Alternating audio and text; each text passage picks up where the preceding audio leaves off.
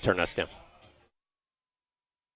Sports fans, welcome back to Game Time, to pure spirit, to pure sport. Welcome back to high school sports. Fans, I'm IHSA Commissioner Paul Knighty, and I just want to say, welcome back. This is Game Time. This is Indiana high school sports. This is your IHSAA. And we are live from Providence High School, where in the regular season finale here at Murphy Stadium in Clarksville, we've got the North Harrison Cougars at 3-5 coming in to take on the 4-4 Providence Pioneers. Let's take just a brief moment to talk about the ball game here. This is Dr. Todd Carter alongside me, Coach Jim Kazmarek. Coach, what are we thinking? Well, I think Providence at 4-4 demonstrate the kind of coaching job that Coach McDonald's done with this team. Not a great deal of talent with a lot of underclassmen, and to be 4-4 and on a 2-game winning streak, they've won some big games, pushed some really good teams to the limit, made some nice comebacks. They're doing an outstanding job. I think Coach would be very happy if you'd have asked him at this point, at the beginning of the season, after 8 games, would you be happy at 4-4? He'd say yes. On the other side, North Harrison has had some injuries. They're starting to just come together. I'm talking to Coach Joe Williamson, and they're just starting to gain some of the knowledge of a new offensive coordinator, and he said it really kicked in last week against South Spencer. South Spencer's a good team. They beat a good team last week. All right. Well, we will get to hear from Coach Mark Williamson when we return here in just a few moments. But first, we want to look at tonight's weather forecast presented by 9 Round Fitness in Clarksville. Experience a 9-round workout for free with no obligation. Visit them at 1225 Veterans Parkway in Clarksville, Indiana. Tonight's weather forecast, 75 and very balmy, quite humid out here. Chance of thunderstorms. There is a line headed this way, and so we will keep you posted. We may have a bit of a weather delay. If so, we will let you know what time we'll be off and what time we'll be back. But that is tonight's game day weather forecast brought to you by 9 Round Fitness in Clarksville. Well, let's step away, and when we return, we will get to hear from Coach Mark Williamson of the North Harrison Cougars.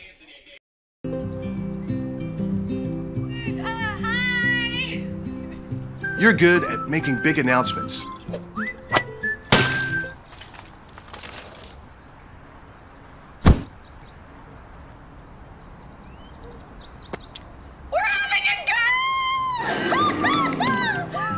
We're good at your insurance. Start with Indiana Farm Bureau Insurance, online, over the phone, or in person, and stop knocking on wood.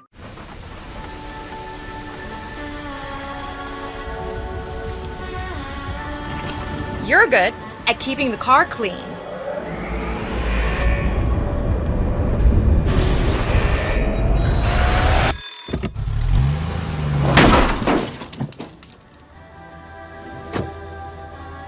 We're good at your insurance.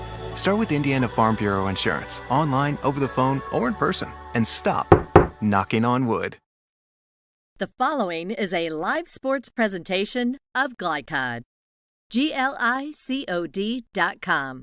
Glicod's coverage of Jim Butner Auto's Southern Indiana high school football starts now.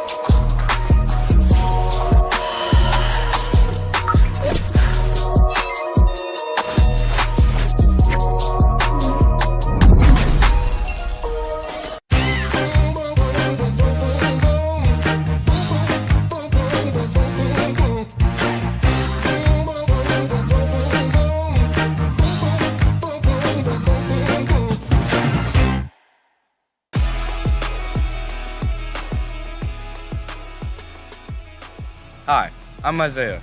And I'm Grant. I'm vape-free because I've witnessed and experienced firsthand how tobacco can affect teens who want an escape from school, work, or other social activities. When it comes to curbing teenage use of tobacco and e-cigarettes, actions speak. Voice Indiana engages, educates, and empowers teens throughout the state to take action by promoting and celebrating a lifestyle free of tobacco and e-cigarettes. Find out how you can be part of the statewide youth empowerment movement and help end teenage nicotine use by going to voiceindiana.org. I'm a tailgater tailgating to get to my tailgate. I can't go anywhere. But you're so busy watching me tailgate that you don't see the one in front of you. And your cut rate car insurance, it might not pay for this. So get Allstate and be better protected from mayhem. Like me. Contact Floyd Snobs and Jeffersonville Allstate agent Packy Page today. This edition of Coach's Comments is brought to you by Allstate agent Packy Page, with offices in Floyd Snobs and Jeffersonville. To find out how Allstate can put you in good hands, or for a free quote, call Packy at 812-202-7271.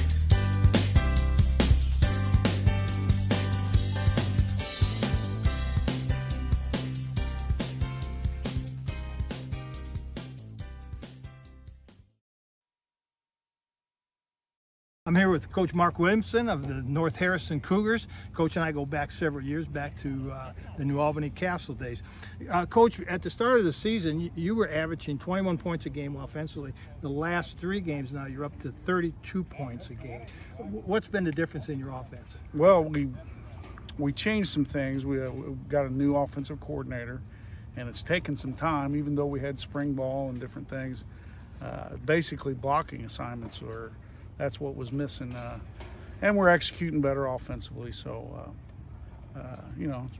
that's, and I'm assuming next year we'll be even better offensively, being in our second year of it. Well, Coach, you beat last week. You beat a good South Spencer team, and you seem to got things rolling now. Are you getting ready for the sectional? Getting ready for the end of the season? Yeah, I think. Well, you're supposed to get better as the season goes on, and I think we've done that in the last 3 or 4 weeks. We played Silver Creek pretty tough, and then, like you said, South Spencer they were a good ball club. We were down 2 scores in the fourth quarter, and as you know, that don't happen in high school football very often.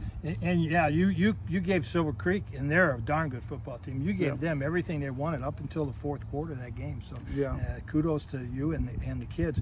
Coach, you have a massive offensive line. Yep. Can you talk about each one of those kids, or at least give us an insight into some of them? Well, the center is Cody Cottrell. He's a senior. That's the 3rd year starting. The right guard is Landon King. He's a senior. It's his 2nd year starting. And then the tackle next to him is Noah Mars. He's a big kid. He's about 6'5", 275. He's a senior. This will be his 3rd year starting. And then on the other side, the left guard is Connor Nelson. He's a junior. And then we got Colton Cahill back. He's 2-time all-conference. He's just a junior. He was out. He tore his ACL in the during basketball season, and he's part of the reason why we're starting to roll a little bit. So getting everybody back. Coach, one last question for you. I've never had to deal with this as a coach. Right in the middle of your season, you have a fall break, and your kids get a whole week off. Yeah. How do you as a coach deal with that? It's tough because this year's been a little tough. Years past we've handled it pretty well, but our kids like to work, and they like to, I'm talking work a job to make money, and we had a lot of that. And some kids, we're in a rural area where if the buses don't roll, they just can't get there. Right. So, but we had a pretty good week. It wasn't the greatest week, but we had a pretty good week. Yeah, well, Coach, congratulations on some good wins coming up, and good luck tonight. Thank you, Coach. Let's be honest. You don't see Grandma nearly enough.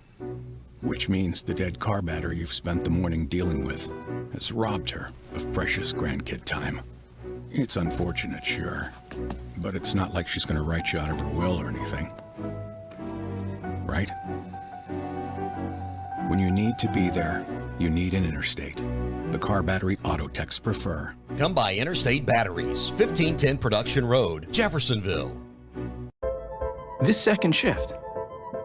This old pair of pants. This staycation. This brown bag lunch. At American Family Insurance, we understand what it takes to make your new kitchen, that new car, or your new house a reality. It's the same as it takes to protect it. To protect your new life, your future, your dreams. Yes, I'm a dreamer. Nobody wants to be told that they have cancer. When you find out that you have cancer, you want to make sure and try to get it treated as quickly as possible. That's what Priority Radiology did for me. The time they saved me from fretting about it is something I can't repay.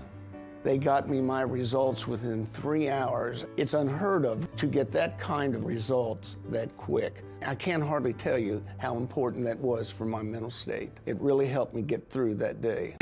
A proud supporter of the Providence Pioneers and Southern Indiana High School athletics, Mack Construction is a second-generation company that provides quality workmanship in heavy civil construction, asphalt, and streetscape while maintaining focus on worksite safety and productivity.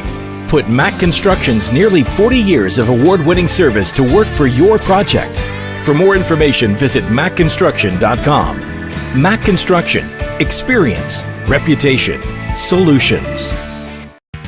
You're watching Southern Indiana High School football from Glicod.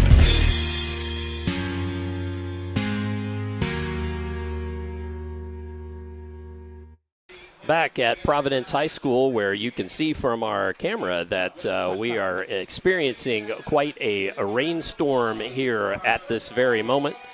We are hoping as this line moves through, and prayers answered so far. We have not had any thunder or lightning, so we are hopeful that will remain the case. And as this moves through, we will be able to have some dry football for you. But I know the kids don't mind. They're going to play either way, right, Coach? Well, and you know, you're right. The kids like playing in this. Coaches not so much. But this is a real benefit of having a synthetic turf field is you don't have to worry about mud. You don't have to worry about being sloppy. You don't have to worry about footing. I mean, this is the big benefit of having a synthetic turf field. And, by the way, we've gone from balmy to monsoon. Balmy to monsoon, that's right. Okay, it's time for Keys to the Game. Tonight's Keys to the Game presented by Mack Construction. Mack Construction provides safe, productive, quality workmanship in civil construction and excavation. Visit mackconstruction.com. And, Coach, we've got some keys for both teams. Let's start with the Cougars, if that's okay. What do we think? Well, the Cougars have a massive offensive line. Yeah. Their smallest player on the offensive line is 210 pounds. They go up to 275. So they need to move the chains. They need to always stay ahead of the chains. They don't want second and long or third and long situations. Their team's not built for that. They're built for getting 5 yards at a crack on running plays. Their two running backs, Wetzel and Whitaker, 5.8 and 5.19 yards per carry. That's pretty hefty. So stay ahead of the chains. Control the line of scrimmage. That's going to be really important. Control the line of scrimmage. Eliminate errors, eliminate penalties. The errors and the penalties are what gets them behind the chains. So a coach has been concerned about a lot of penalties for his team this year. So they need a little discipline and a little more air free. And then they need to – Providence is going to give them a lot of offensive looks. They're going to move formations. They're going to have motion. They're going to move people around. North Harrison's defense is going to have to adjust to all the things that Providence is going to show them. And the good news is, as I'm looking out our window here, it's still pouring rain, but I see blue skies. Absolutely. So that's the good news. So those are the keys. I think those are the keys for North Harrison. Use their strength, their two big, strong running backs, and their 5 great big offensive linemen. All right. And for Providence? Well, stop the North Harrison running game any way you can. And be prepared to play a physical game. I'm sure Coach has had them all week being prepared to play a physical game on the line of scrimmage. And the way you can kind of negate the size of North Harrison is by stemming your defensive linemen. You can slant them, you can stem them, you can move them from one position. Try to create some confusion in the North Harrison offensive line by moving your people around. Don't expect a 160-pound defensive tackle to take on a 275-pound offensive tackle. Right. But he can have an advantage by using some quickness and by some movement. So that's going to be really important. They need to create some blocking angles for their offense against the North Harrison's defensive linemen, and they can do that by formations. They can create blocking angles. I'm not going to block you straight ahead, but if I can get on an angle and block you, I can take a smaller guy and move a bigger guy. And I don't have to move you. I just got to get in front of you. Right. And the last thing, and this is, I think, really important, they need to have a kind of a David and Goliath approach to this game. If you remember the story of David and Goliath, Absolutely. all right, everybody does. Well, Providence is a little bit like David and the Goliath, but they have a sling and they have a stone. They have a sling with their quarterback, and they have a stone with Unruh at wide receiver. So Lanham is their sling, Unruh's their stone. Use those two things to defeat Goliath tonight. All right. Well, there we go. Those are our keys to the game, brought to you by Mack Construction. Mack Construction, providing safe, productive, quality workmanship in civil construction and excavation. Visit mackconstruction.com. Well, next we have head coach Daniel McDonald of the Providence Pioneers, 4-4 on this season and 8-10 overall. And Coach had the chance to talk to him just a few moments ago. Let's step away. When we come back, we'll have Coach Daniel McDonald here on Glicod. Busy, always on the go. And when your car needs repaired, you need it done right. At Call's Body Shop, you can make an estimate appointment to better serve you. Just call 812-949-5245 and schedule a time that fits your schedule. They're open Monday through Friday, 8 to 5, and are family owned and operated. They've been serving Southern Indiana since 1954 at 2801 Mount Tabor Road in New Albany. It's your car, and you have a choice on your repair. Call's Body Shop. Can they fix it? Yes, they can. Drug use in adolescence or early adulthood can have a serious impact on a teen's life. Teenagers who use marijuana are more likely to have lower grades, even drop out of school. They may also suffer from impaired driving, higher levels of anxiety, and depression. We all want to see the youth in our community succeed. Regardless of your stance on marijuana, we can all agree that it is not right for teens. Paid for by Drug Free Communities, the Department of Mental Health and Addictions, and Our Place.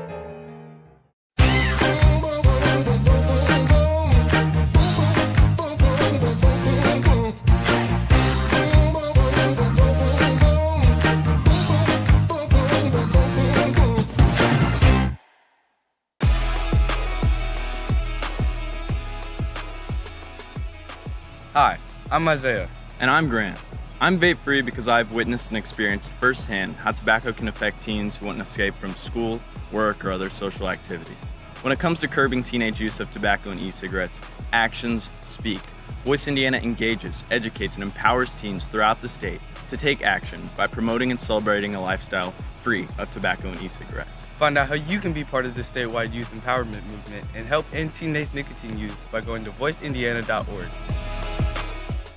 The second game of the season, I popped my shoulder out of socket, so I went to the doctor a few weeks later, and they referred me to priority radiology to get an arthrogram. It was about a day later that they told me the news that I tore my labrum. Since I got the results back so quick, I got to start doing physical therapy and everything quicker, which made my recovery process a lot quicker, and I'm thankful for priority radiology for getting the results back that fast. Hi, this is Sheriff Jamie Knoll of the Clark County Sheriff's Office reminding you to please buckle up, wear your seatbelts, and refrain from texting while you're behind the wheel. Your safety is our priority. Enjoy the game. You're watching Southern Indiana High School football from Glicod.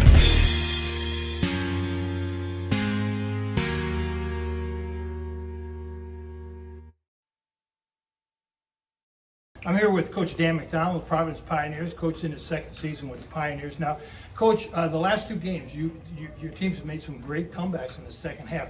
At halftime, we always talk upstairs about adjustments. Tell us about the adjustments that you make and what kind of adjustments, how does that happen at halftime? Well, against Milan, I knew that the score wasn't indicative of what was really going on in the game. They had a pick six, and we let some opportunities go by that we should have taken advantage of. So I knew we were kind of in control of the game. It was just a matter of our guys making plays and finishing drives. So the parents kind of give me a hard time. What'd you say at halftime to make these kids play better? I didn't say anything, and I've never known a coach's speech to make somebody play better, you know? So it just came down to, at halftime of the Milan game, telling the guys exactly what we were going to do to score and win the game, and then they just kind of went out there and did it. It was a surprisingly calm atmosphere. Well, and you know, most people that are on the outside looking in, they always think it's some big rah-rah, fired-up speech and kids are going to run through the door. And very seldom is that the case. Most of the time, it's this is what we need to get done, this is the job we have to do, let's go out and do it. In my playing and coaching career, Jim, I've never, a coach's speech before a game might have made an impact on the first play. And then after that, you're just playing the game. Right. Doing what you've been repping all that whole week or that whole season or that whole summer or whatever. So the rah-rah speeches have never won a game. They do in Hollywood, though. Yeah, always looks good. Coach, let's talk a little bit about your offensive philosophy, because it seems to me like you've kind of flipped from last year to this year. Last year you were run heavy, unbalanced line. This year you were spread them out. Talk to us why you've gone in that direction. I've tried this year to be a lot more multiple than we were in the past. Last year we were just trying to figure out ways to get to the edge and to get the ball in Jeremy Gettlefinger and Jackson Murphy's hands. This year, we're a lot more balanced in the sense that we have a few more playmakers and a quarterback who is a little bit more accurate. So we have different ways to get the ball, to spread the ball out, to create some running lanes. Is that? Do you look at every season, you say, okay, this is the talent I have on my team, and I adjust my offense and defense to that talent? Is that kind of your philosophy? I think defense is a lot more plug and play, because as long as you're teaching a sound philosophy and you know your scheme, and you can get 11 guys to run to the ball and to understand leverage and assignment, defense is pretty much defense. Now, a lot of the purists are going to raise their pitchforks at me when I say that, but defense is a lot more plug and play. Mm-hmm. However, with offense, I think the days are gone when you can say I'm a wing tee guy or I'm a spread guy, because you don't know what type of talent you're bringing in. Right. So we definitely look at who do we have coming back, who is progressing well enough to fit this role, and how can we best get the ball in their hands. Coach, the other thing is watching not only the Clarksville game, but the box scores from your other games. You've got a lethal combination going in here between Lanham and Unruh. Both young kids, both sophomores, not the biggest players either. Talk about each one of those players' strengths and how you get that kind of maximum talent out of those kids. Size definitely isn't one of their strengths. I think Carter's 5'8", Cade is 5'7", 5'8", but those guys are just very smart football players. They're tough, they're aggressive. If I'm ever in a fist fight, I'm going to draft Cade first, because he's going to get in there and scrap it up. So I just know that in high school ball, I don't think that the measurables are as big of an indicator of how good a football player is. Whereas, you turn on TV and watch a Power 5 game, they're all 6'2" with 6'5" wingspans. So the measurables aren't as important in high school. You're looking at the fight and the dog, So they're a couple of tough, pit bull-like guys, and we just go let them play. Well, and they are playing well, but the other measurable that's very difficult to measure is right here in your chest. And they do seem to play with a lot of heart. In fact, Coach, the whole team does. I was just going to compliment you. Your whole team plays with a lot of heart. So congratulations and good luck tonight. Thank you for your time. Appreciate it. Thanks, Jim. Appreciate it.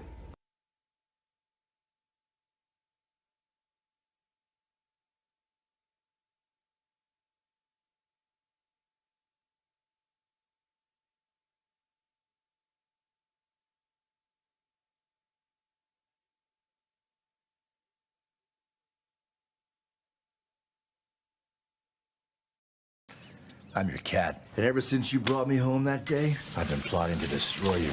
This is 1 billion years of tiger DNA just ready to pounce. And if you got the wrong home insurance coverage, you could be coughing up the cash for this. So get Allstate and be better protected from mayhem, like meow. Contact Floyd Snobbs and Jeffersonville Allstate agent Packy Page for a quote today. Hi, this is Sheriff Jamie Knoll of the Clark County Sheriff's Office reminding you to please buckle up, wear your seatbelts, and refrain from texting while you're behind the wheel. Your safety is our priority. Enjoy the game. Dr. Carter's office. Annette speaking. How may I help you? From your very first call, the warm personal care from Dr. Todd Carter and his friendly staff at Carter Family Dentistry will put you at ease. Dr. Carter can take care of you and your family's dental needs, from gentle cleaning to complex procedures. Visit drtoddcarter.com to learn why generations put their trust in Dr. Carter for their dental health. Or to schedule an appointment, call Annette or Joyce at 812-944-5155. Located at 809 Mount Tabor Road in New Albany. Dubuque County Fair is about to get its face melted! Yeah! 1 second. I guess their faces are safe. Shut up, Jeff. Yeah, Jeff, shut up. Shut up, Jeff. I don't need your help. Just like what happened in Pittsburgh. Never mention Pittsburgh! When you need to be there, you need an Interstate. The car battery auto techs prefer. Come by Interstate Batteries, 1510 Production Road, Jeffersonville. As COVID-19 continues in our community, we are seeing increased cases in the younger population. While severity may be lower, there are still many health issues associated with infection, risk of transmission to other vulnerable citizens, and increasing the rate of development of variant strains. This is why the CDC recommends you get vaccinated. For more information or to schedule a COVID-19 vaccine or test, visit www.clarkhealth.net. Again, that's www.clarkhealth.net.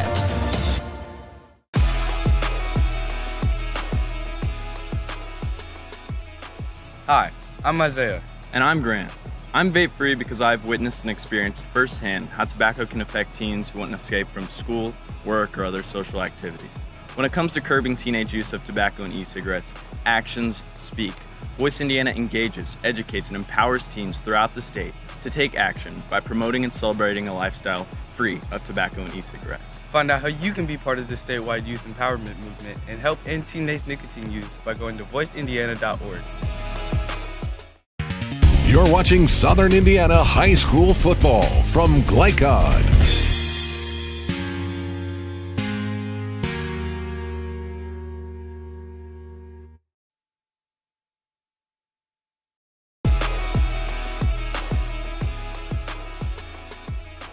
Hi, I'm Isaiah.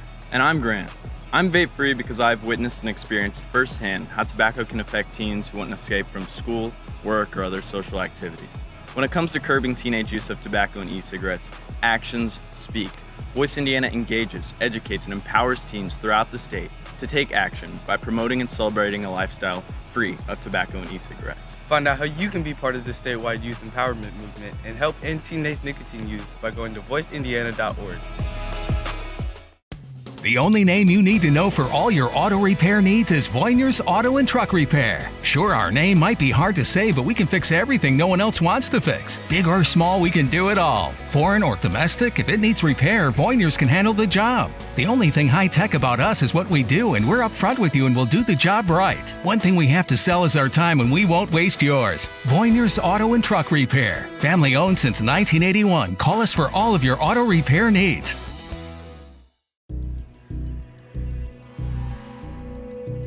In one fell swoop, one innocent city will be left with one burning question.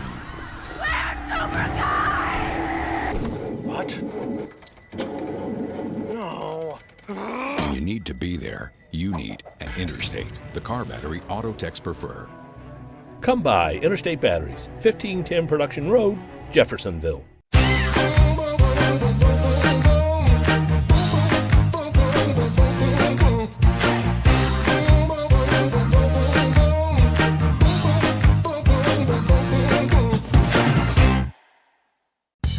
From Glicod, it's Jim Butner Auto's Southern Indiana High School Football.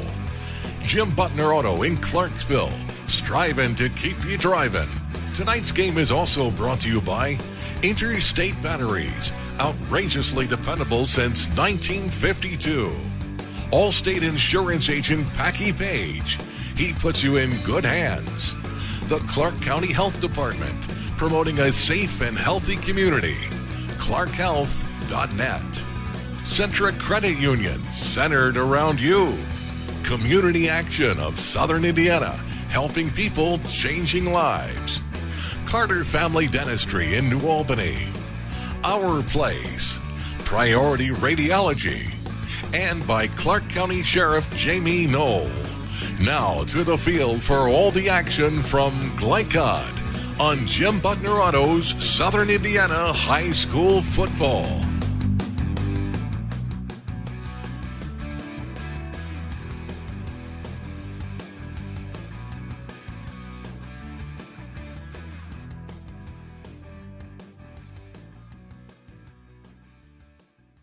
Coming back over. As we are just about ready for the kickoff here at Providence High School, where the North Harrison Cougars will be receiving the opening kickoff. And we will tell you about the starters here in a moment. First, let's just briefly talk, put up some key players and talk about some keys to the ball game, or some storylines. Any couple of things, Coach? Well, I think the first storyline is the rain. And although the field turf, the field's still going to be wet. Is that going to affect Providence passing attack? Because they are a good passing team. But to me, the big story of the game is the size of the linemen on North Harrison versus the lack of size on Providence line. So big storyline is who's going to control the line of scrimmage. All right. Well, we have our storylines. We put up some of those key players there. Sawyer Wetzel is back for the North Harrison Cougars, and he receives the ball at the 10-yard line and works his way forward around that right side. Nice little run back there out past the 30-yard line. So North Harrison will start with nice field position. And Sawyer Wetzel's a pretty good-sized young man, too. Let's show you the starting lineup for the North Harrison Cougars. On offense, they go Nelson, Kendall, Cottrell, King, and Mars across the front. Brody Miller, the tight end. Colt Beach, the quarterback. Colt Hickman and Owen Whitaker in the backfield. Caleb Kellums and Riley Schneider are the wideouts. And they do a split end and a flanker designation as a fullback and a tailback. As handoff there to Whitaker and met in the backfield, tackle for loss. Well, Thomas Lynch does a really nice job of holding his corner. Coming up as a cornerback, he does a really, really good job on that. That's a good play by Thomas Lynch. Surprised that the first play North Harrison tried was something wide. Let's see. Now they're behind the chains, Todd, and that's what we talked about earlier. They're way behind the chains. Second down and 18. Don't think that's part of their game plan. Absolutely not. So second down and 18 for North Harrison. That's Kellums in motion, headed to the far side of the field. Now he sets and handoff. And that's to the tailback there, Whitaker. And he is met after just a short gain. Excuse me, that was Sawyer Wetzel back there. My apologies. Sawyer Wetzel at that tailback position. So Whitaker, Wetzel, Hickman will all three roll in and out there in that backfield. And as we're watching, one of the adjustments that Providence has already made to start the game is they've gone into a 5-man defensive line. They sure have. Which is something they haven't done in the past. Well, we need to tell you about the defensive front here, but we've got a 3rd and long situation. Beach back to throw. He's got a man out there, and that was caught by Kellums. Kellums with a big gainer across well into Providence territory. Nice throw by Colt Beach. Nice catch by Caleb Kellums. Comes into the game tonight, 15 catches for 202 yards. Go ahead, Coach. He's got half of their catches and half of their receiving yards for the season. So he's going to be their main target. Now, when you go to the 5-man line, 2 linebackers, that's going to leave some corners on islands out there. So North Harrison took advantage of that right away. And we've got North Harrison, handoff, Wetzel in the backfield on that right side. Flag comes in from the defensive backfield. And while we wait on that, let's tell you about the starting lineup here for the Providence Pioneers. Roy Shrout, Connor Sad, Zach Druin and Brandon Carl start across the front. Joey Theobald, Luke French, Craig Bratcher, at the linebacker core, Cade Unruh at one cornerback, Eli Theobald at the other. Safeties, Brian Wall and Thomas Lynch. And as Coach said, Providence started off and went in with those 5 down linemen. And one of the things Coach Williamson talked about was how penalties have hurt them. And here we are, the fourth play of the game, and they've already had a big penalty, 10-yard holding penalty, put them back. Now it's 1st and 20. So Beach pitches back to the tailback. That's Wetzel. And he is met by Craig Bratcher on a short gain there. And you see, Todd, North Harrison is a very traditional team. You don't see many teams in a quarterback under center in an I formation with a wing or a flanker split. You just don't really see that. This is very, very old school kind of formation in football for North Harrison. Nothing wrong with that. I'm kind of old school myself. But you're right. As I was working on the game this week, I noticed that. Handoff again, Wetzel following that fullback. And a short gainer again there right between the tackles. And you can see why North Harrison doesn't want to get behind the chains. Right. They're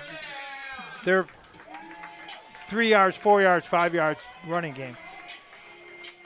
So it's 3rd and 13, as Coach mentioned, well behind the chains. That does make them more one-dimensional. Just a single wide out, and in comes a flag as a hard count sprung one of the Providence Pioneers. And it's going to be a 5-yard penalty for encroachment. Yeah, it's really hard when you consider the nose tackle's right over the ball that he jumps offside. But they instead of watching the ball movement, they listen to the quarterback's voice. It's hard to teach high school kids. Don't listen to the inflection of the quarterback, because the quarterback, his voice can draw you offside. So that's 3rd and 8. Handoff, Wetzel. Straight forward for a couple 3 yards there. Almost to the 25-yard line, I believe, is where they will place the ball. Tip of the ball there on the 25-yard line. So it's going to bring up 4th down. And let's see what the Cougars decide to do here. So right now, early in this game, I'd say Providence's defensive line is winning that battle we talked about. And we had an early start. It's just 10 after 6 here, just in case you're just finding out by following our Twitter feed. Steve Bird put that out. There's a snap by Beach. Looks to throw. He's got a man and couldn't find him. Oh, flag comes in. And Providence faithful don't like that. Caleb Kellums, the intended receiver. And a couple of flags come in.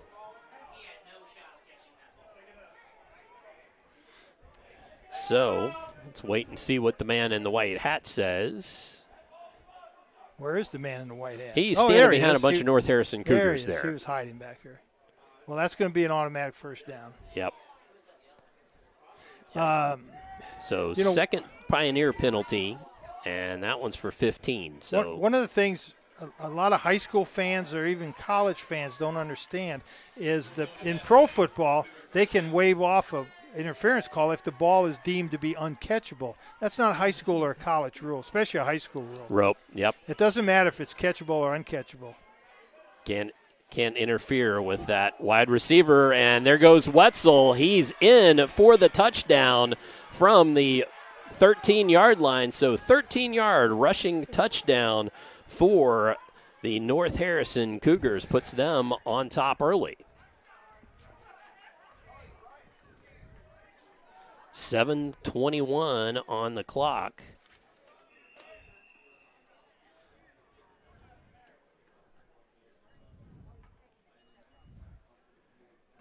And we have Landon McIntyre lining up for the kick. Kick is up, and the kick is good.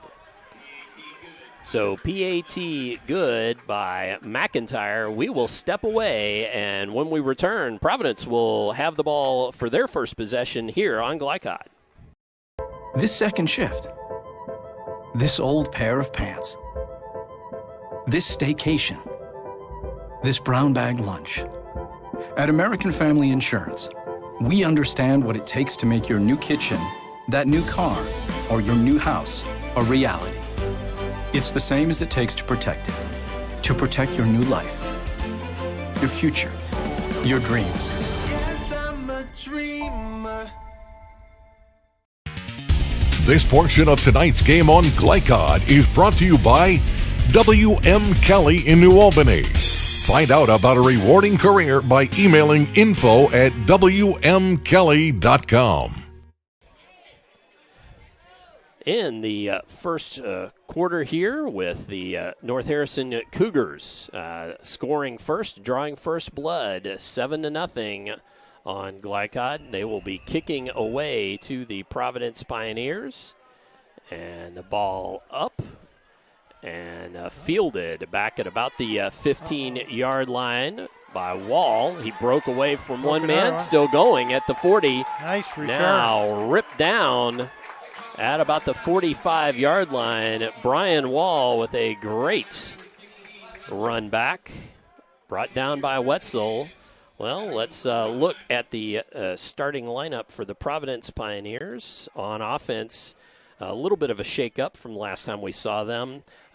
Posey will go at the left tackle. Connor Sadd, Nathan Ross, Devin Goodrow, Zach Druin across the front.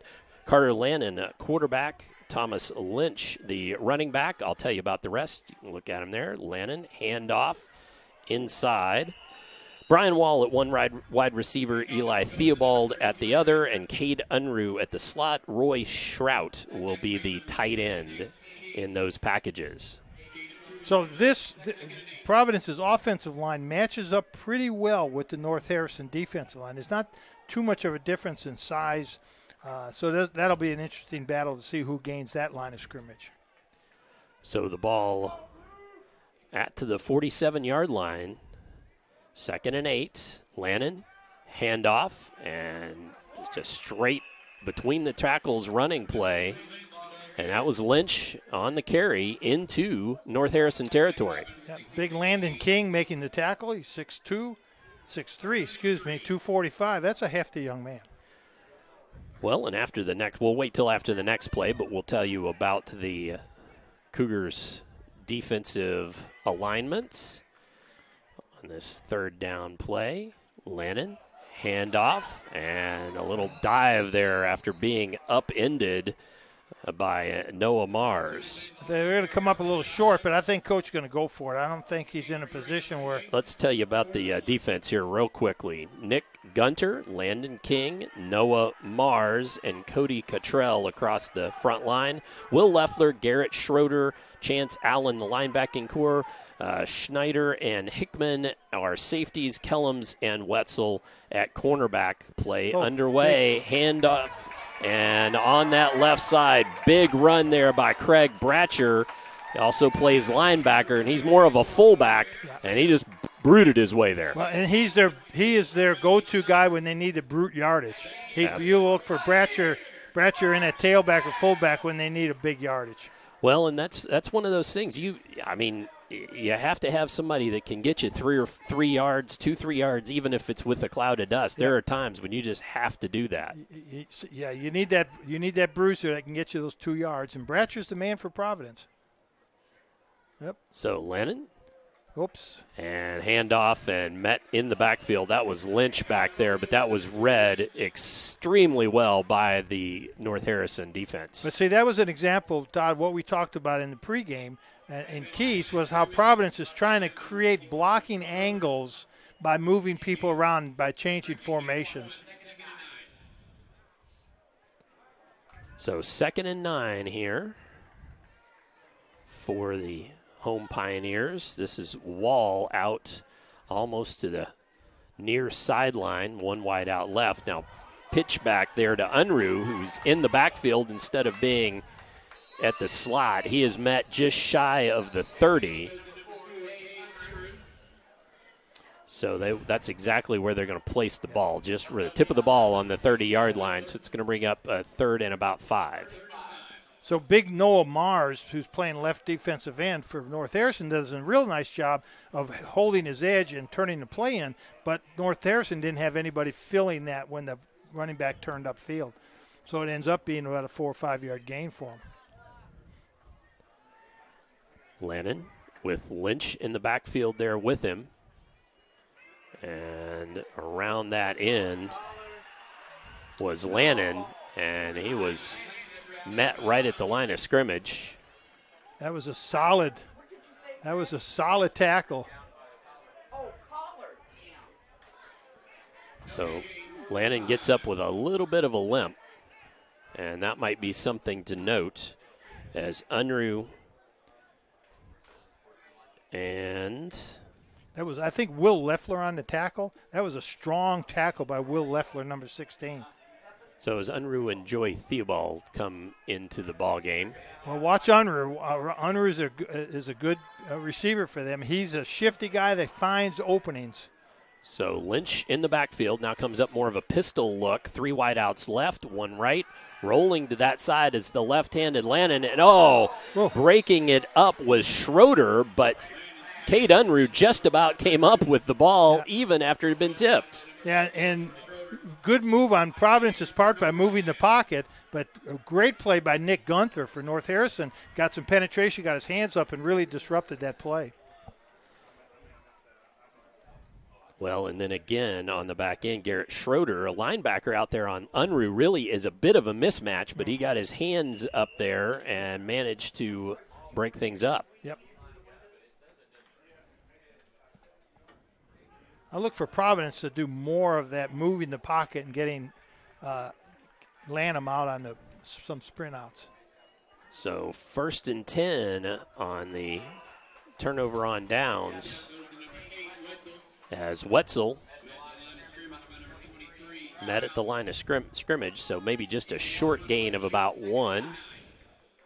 That kind of a power toss play where they toss the ball, but it's really not designed to go outside wide. It's designed to go off tackle.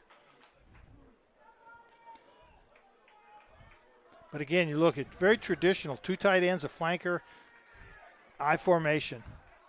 So visiting North Harrison has an early lead after a big pass play from Colt Beach to Caleb Kellums, and then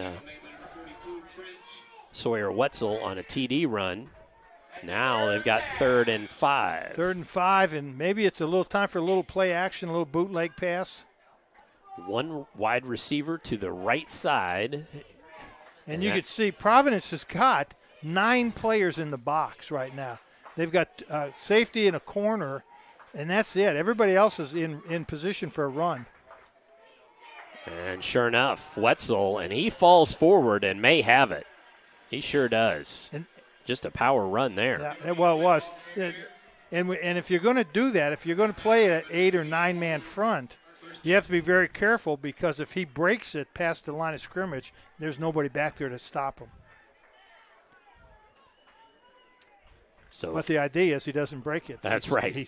We held him at the line of scrimmage. So fairly clean first quarter, just a couple of penalties both teams, although Providence did commit a pretty big roughing the passer penalty. So gain of 4 by Wetzel, and 2nd and 6. That's more of the North Harrison game plan right there. 2nd and 6, 4-yard gain. Stay on schedule. Stay on schedule. Right. As we had a rainstorm move through early. Game started an hour early, as there are some stronger storms expected later, and that's why we started early. And we've got confusion in the backfield, and that's going to be against North Harrison. False start against the Cougars. Those things, you know what, those just drive coaches crazy. There's, I call a formation. We've been running that formation all year. Right. And then somebody in some way or another, communication doesn't get to one player, and he lines up in the wrong spot. as the first quarter ticks down to 30 seconds to go. It's running quickly here. And snap back. Meach, handoff, Wetzel. And he was met by Thomas Lynch and then brought down by Bratcher. Lynch slowed him down. Short gainer. Yeah, big hole there. Big hole there. And Wetzel's a big, strong runner, but you can see he's not a speed runner. Right. So third down, and we will have that third down play when we return for second quarter action here on Glicod. COVID-19 continues in our community. We are seeing increased cases in the younger population. While severity may be lower, there are still many health issues associated with infection, risk of transmission to other vulnerable citizens, and increasing the rate of development of variant strains. This is why the CDC recommends you get vaccinated. For more information or to schedule a COVID-19 vaccine or test, visit www.clarkhealth.net. Again, that's www.clarkhealth.net. Let's be honest. You don't see Grandma nearly enough. Which means the dead car battery you've spent the morning dealing with has robbed her of precious grandkid time. It's unfortunate, sure, but it's not like she's going to write you out of her will or anything. Right? When you need to be there, you need an Interstate. The car battery auto techs prefer. Come by Interstate Batteries, 1510 Production Road, Jeffersonville. You're watching Southern Indiana High School football from Glicod.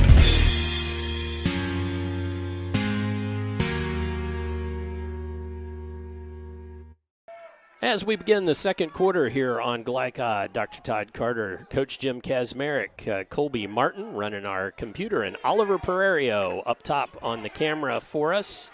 And we've got a snap. Beach rolls right. Here comes the Providence defense, throws along the sideline, and that's caught. And they're going to say that hauling the ball in was Hickman. Yeah. That was a nice catch. So Colton Hickman hauled that in with his tippy toes. Oh, talk about tippy toes. Did you see the Rondale Moore catch? No. From the Cardinals over the weekend? Oh, my goodness. Go find that one on YouTube. Man, oh, man. Oh, 4th and 1. Fourth and 1. I think North Harris is going to go for it. I think they'll go for it.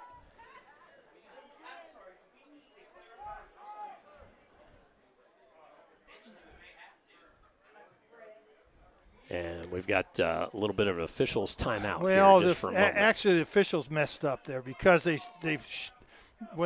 should never have moved the ball. If they're going to measure, they should have left the ball where it's at now. There's no way that ball is exactly anywhere close to where it was, it was before.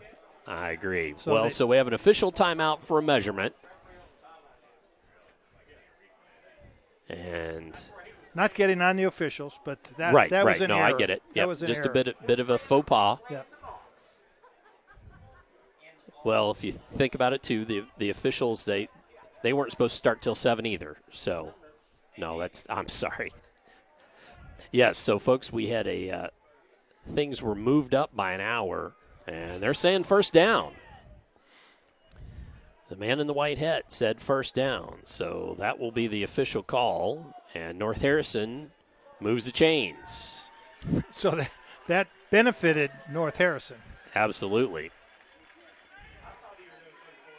So, as I said, we had we began an hour early, just with the expectation of maybe a stronger line of storms moving through later on, and we've had a brief rainstorm just about a half hour prior to kick that unfortunately wetted down senior night for these home Pioneers. Now we've got 1st and 10 just inside Pioneer territory. Handoff, nice run inside. And that was Colton Hickman from that fullback spot. And you could see how the North Harrison just moved the line of scrimmage 5 or 6 yards there. Sure did.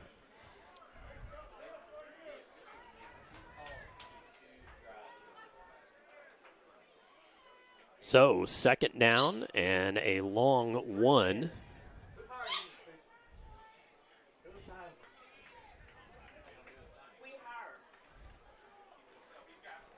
And a nice play.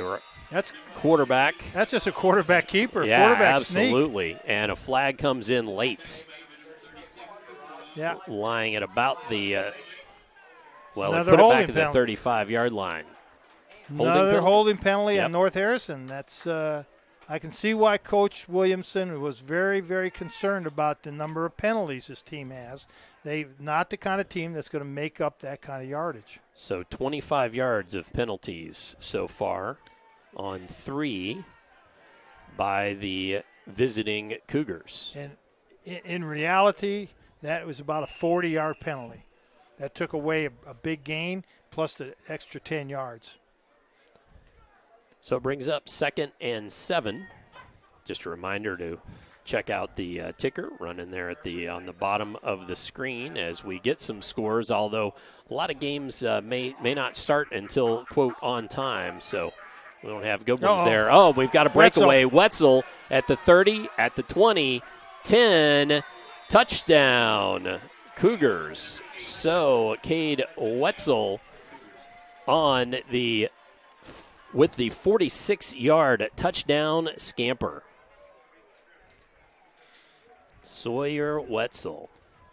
Nice run by Wetzel, by the way. Just an easy isolation play where the fullback leads, the tailback follows him. Wetzel does a nice job of finding the opening, the running to daylight, does a good job of cutting back. And, again, when you play that type of defense that Providence has been forced to play, once they get by the original line of scrimmage,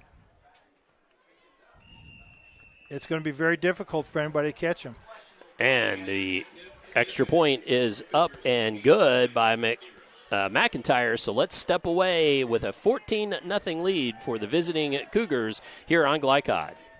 Is a credit union different or better? As a full-service credit union for the communities we serve, Centra offers competitive rates, online convenience, and a solid network of branches and ATMs. But we think we offer something more. They looked at me as a person, not a number. I would say it's always been a good, personable experience, whether it's over the phone or actually at a Central location. And we don't just listen to our members. We deliver new services, better rates, and lower fees. Visit Centra.org to learn more.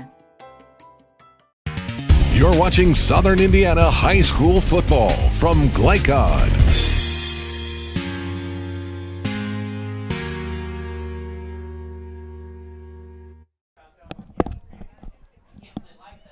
As we're having just a bit of some camera difficulties here at, no doubt due to some rain.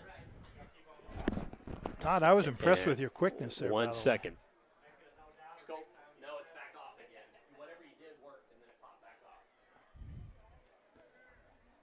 Now it's on. Stay right there, Colby. Don't move. All right. We've got our on-site producer running up and down the ladder trying to get our camera going, but it is on, and the ball squirts down and ends up to the up back there. And that's into the hands Eli Theobald. It would not be a Providence game unless there was a Theobald playing. Absolutely. Need to ask Colby Martin how the ladder is here at Providence. He's made a couple of trips there quickly. Looks very sturdy, by the way. So Providence with Carter Lannon back on offense. Handoff and a nice run there by Lynch. So now, Coach, 14-0, but still lots of time. You know, we're just 10.5 minutes to go second quarter. So thoughts on game plans and this kind of trail? Yeah, it's too early to really abandon what you've practiced or what you thought was going to work. But surprised Providence is not spreading things out a little more and passing a little more. And across the 40-45, and then a big hit comes after the chains would be moved. Thomas Lynch with a nice carry there. Yeah. And Noah Mars is he's kind of a force over there. He's Noah Mars 6'6", 270, 48 tackles on the year, 30 solo. And he's playing left defensive end and came all the way across the field to make the tackle over here on the right side. I formation backfield, handoff, and that's Bratcher. Bratcher, who gets it out near the 50-yard line, just the ball's sniff away from Cougars territory now. Tail of the ball on the 49-yard line. 2nd and 6 for the Pioneers.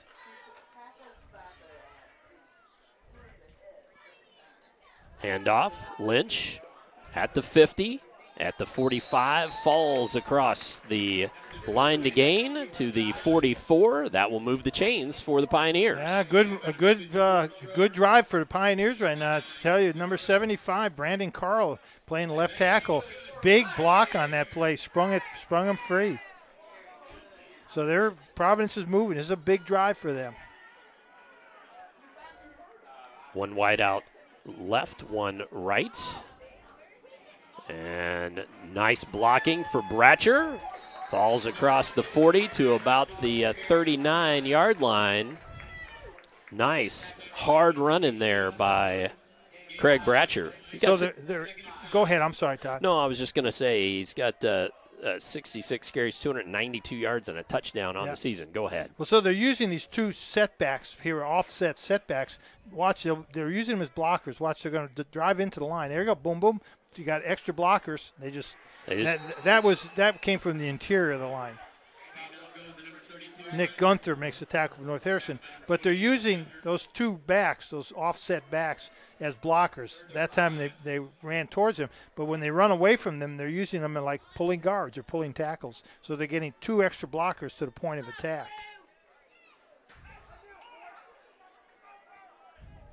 So wideouts right and left. Pistol formation, handoff. Again, those two blockers, and they do the job, create a lane, and the chains will move again for the Pioneers. Lynch on the carry. And North Harrison hasn't made any adjustment to that. I'm going to call it an unbalanced look. So Coach got to call a timeout. Yeah, so let's take our second quarter break and step away with 7:36 remaining here in the second quarter. The home Pioneers trailing the North Harrison Cougars 14-0 on Glicod. Tailgating to get to my tailgate. I can't go anywhere. But you're so busy watching me tailgate that you don't see the one in front of you. And your cut rate car insurance, they might not pay for this. So get Allstate and be better protected from mayhem. Like me. Contact Floyd Snobs and Jeffersonville Allstate agent Packy Page today.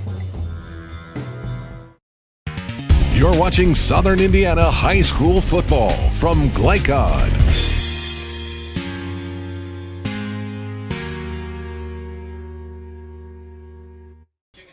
A 1st and 10 coming after that North Harrison timeout. Providence getting some instruction from head coach Daniel McDonald, and they're headed back out.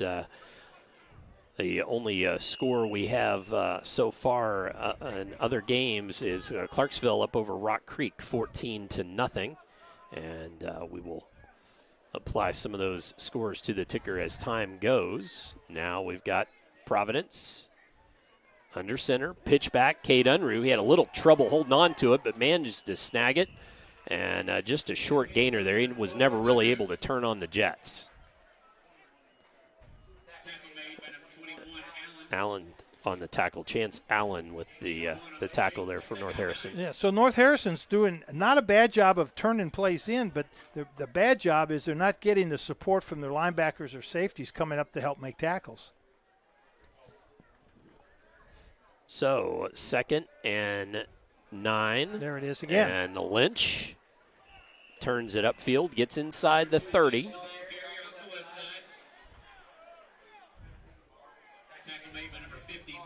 Mars on the tackle.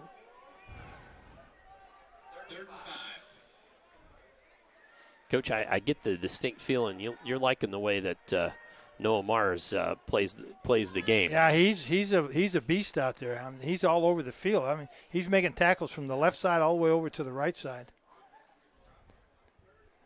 So now 3rd and 5. Back. Setting left. Lynch just kind of dives forward. He unfortunately, I think, kind of lost his footing there.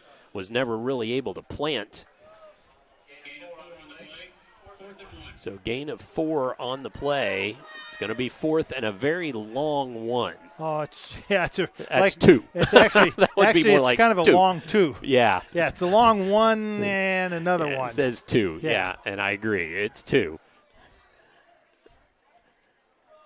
Under center, handoff, Lynch, and he was tripped up short. It's going to be close. It will be close. This the head linesman's got it short.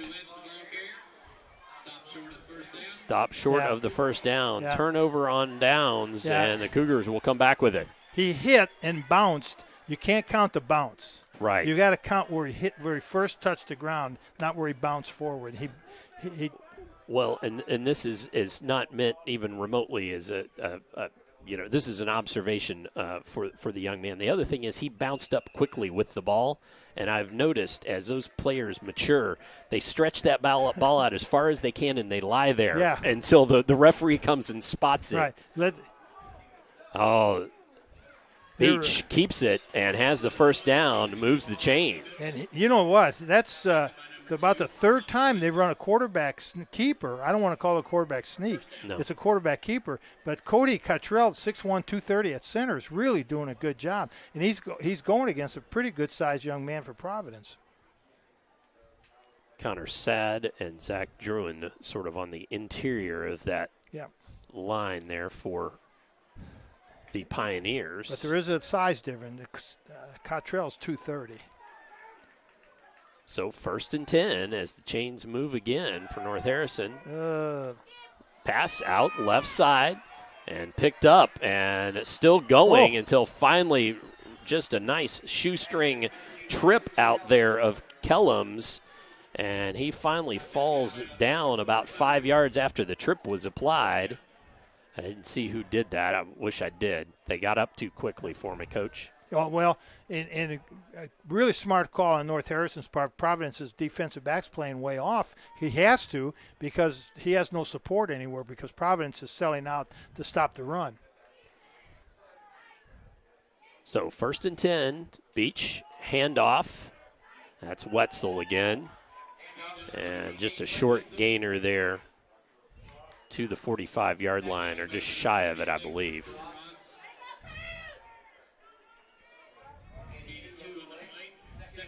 Second and 8.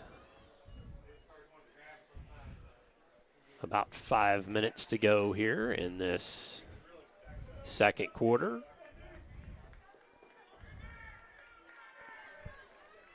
That's Kellums out to the near side. 3 men in the backfield. And another keeper. And Beach, they've noticed something there that they like because Beach had 36 carries for 94 yards coming into this season, and he moves the chains again. He's got 30 give or take so far. He's got at least a third of that right now. Again that center, the center, Cody Kellums, Cody Cottrell is really doing a nice job in there. 56 for Providence. Will Dykes, 6'4", 210. He needs to get his pads down just a little bit. He's standing up.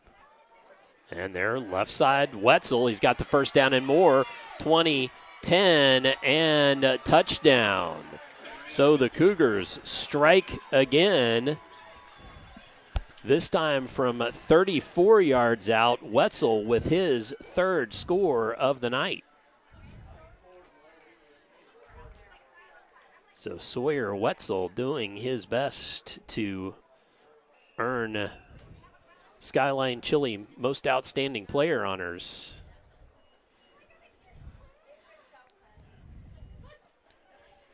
Landon McIntyre trying the conversion kick.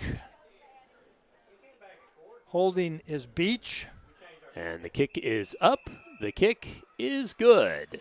So McIntyre with the extra point makes it 21-0 after the rushing touchdown of 34 yards by Sawyer Wetzel. Come on back for more second quarter action here on Glicod.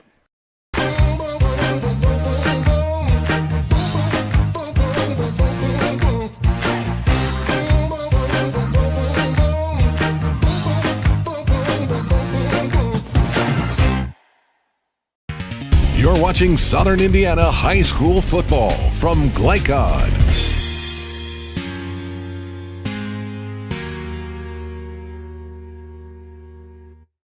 After the score by the North Harrison Cougars makes it 21-0 here in the second quarter, the Providence Pioneers will get the ball back again. They have turned it over on downs a couple of times. Be interesting to see now if Coach McDonald opens it up a little bit and goes more into some passing. Well, we saw when I had Providence at Charlestown, and they had some success with Unruh, of course, quite fast, and they had some success with the passing game. And a little squib kick, and it goes through Lynch's hands and out of bounds, but nearly recovered. Whoa, almost disaster. Sawyer Wetzel.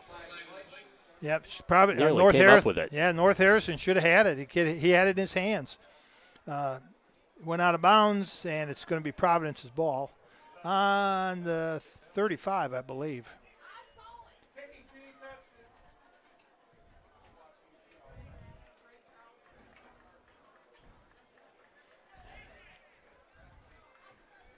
Yep.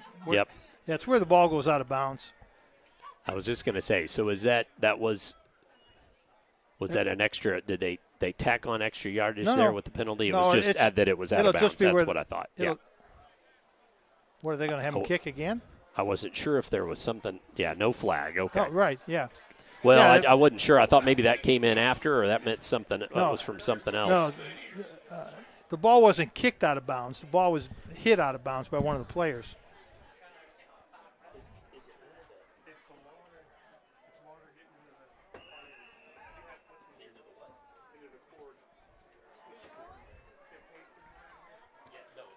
Okay, here we go. Providence back out.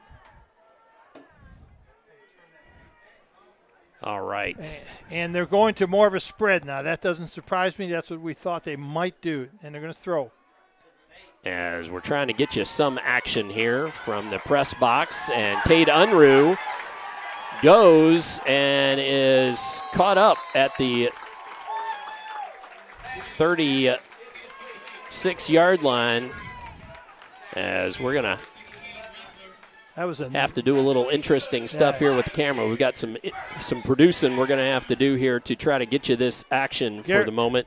Garrett Schroeder makes a nice tackle for North Harrison. But see, we talked about Providence opening it up now.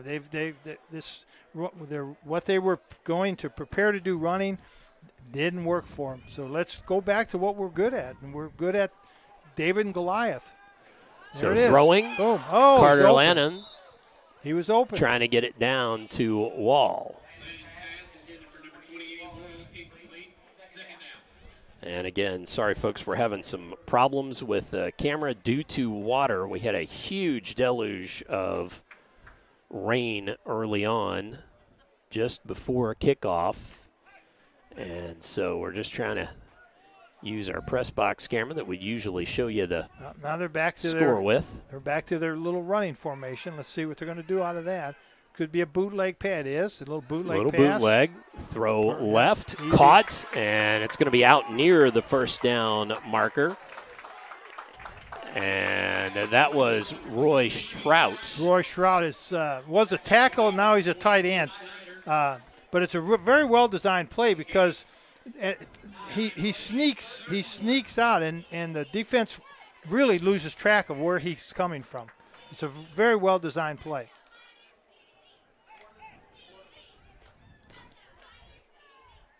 Come back this way with the same play. Nope. And handoff inside. Oh, they needed the first down. Sorry. That was Lynch. So Lynch on the carry there. So first down, Pioneers.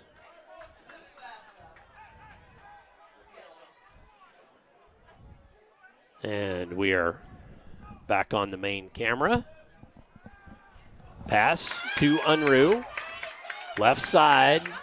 And he's caught up at the 15-yard line. Glad we could bring you that play. Sawyer Wetzel making the tackle. Kind of a mismatch there. Wetzel 6'1", 200. Unruh, soaking wet, is listed at 150, but I'll bet she doesn't weigh 150. I agree. 2nd and 1. Quarterback draw, nice call. And nice call, headed for the end zone. Carter Lannon with the touchdown. So that puts the Pioneers on the scoreboard here with 2:10 left in the second quarter. That 15-yard touchdown run. And just think if North Harrison had recovered that onside kick. Absolutely. Providence wouldn't even have an opportunity to score. But I thought they would go and open this up again now because that running thing wasn't going to work. And this is Mason Reeves. And that was a very strange. Yeah, I'm not sure. So Nick Stoner was given to me as the potential kicker, and so that was Billy Hoke, actually, or Nick Stoner. So that was designed, and I'm not sure it was very well designed. It was a fake that was just that needs to go back into the playbook for a week. Yeah, let's take this opportunity though to step away and catch our second quarter break here, and we'll be right back here on Glicod.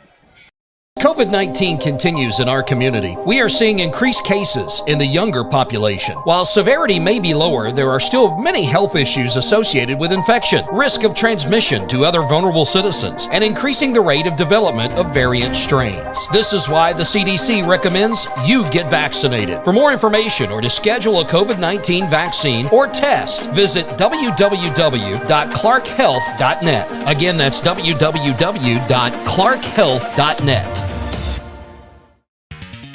This portion of tonight's game on Glicod is brought to you by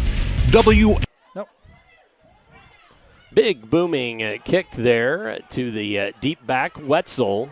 And seems to do it all for these Cougars. And returned out back to the 30-yard line. Well, Coach, you know that Providence wanted to get on the scoreboard, and they did that. Now, they would have liked to have converted on that 2 points for certain to cut into this lead some more, but they just needed that bit of momentum, didn't they? Well, and they really did need that momentum. You're right. Going in at halftime, 21-0, but now it's 21-6. Anyway, but Providence is a second-half team. Coach McDonald has done a really great job of making adjustments in the second half, so, golly, they're still in the game. So the Cougars come back out with Colt Beach. Handoff to Wetzel around that left side. Oh, nice open field tackle there. Yeah. And that was Cade Unruh. Yeah, and Cade Unruh he was just hanging on for dear life because Wetzel's a load and Unruh was holding on for dear life, but he held on. That's the important thing.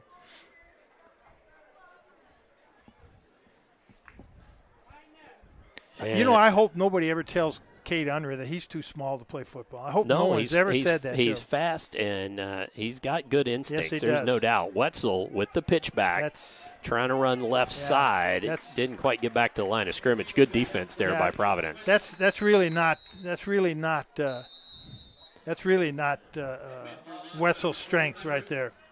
And we have a timeout on the field. We're going to keep it here. It's going to bring up a second down and about 11 or so. Should tell you that at halftime, we will come back and briefly chat about what's gone on in the first half. Should also tell you if you were tuning in for a 7 o'clock kick and you're wondering why are they talking about halftime, it's because we actually started with pregame at 5:30. Kickoff was at 6. We had a big rainstorm before the kickoff, but has been dry throughout the game thus far. We are hopeful that we can maybe get through this ball game before that bigger line comes through later. You've got Dr. Todd Carter, Coach Jim Kazmarek, Colby Martin on our on-site producer, and up top, Oliver Pereira running the camera for us. And we hope that we can stay dry. Again, we apologize for any of those minor camera difficulties there. That's because of water and getting into the system there from that deluge we had early. So 2nd and 11. Power formation, but throwing out of it was Beach. And he had a man there on the far side. And that was Caleb Kellums again. And Caleb just did Providence a really big favor. He stepped out of bounds to stop the clock, saved a timeout for Providence. So Providence still has their 2 timeouts left.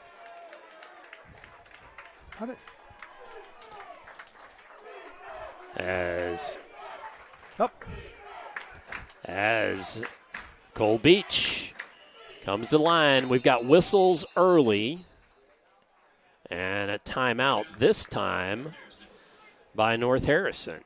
Well, that doesn't really hurt because the clock had already stopped. So you weren't like calling timeout and giving Providence another advantage.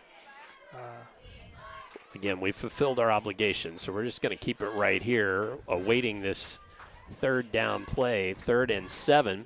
So we want to tell you that a couple of things. One, that at halftime, I put together a short, we'll talk about the ball game, and then I put together a short little video just about the IHSAA playoffs and what's coming up the next couple of weeks. Cover basically all of the area teams and their who their first round and in some cases second round games will be.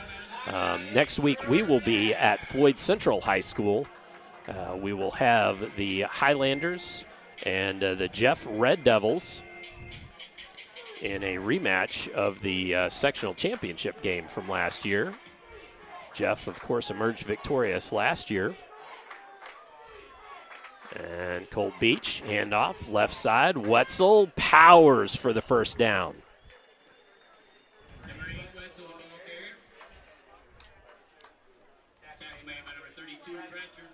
I can't.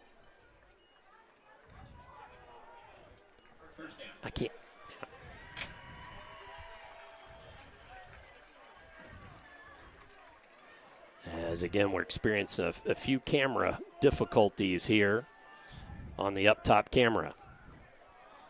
Try to have to work on that at halftime.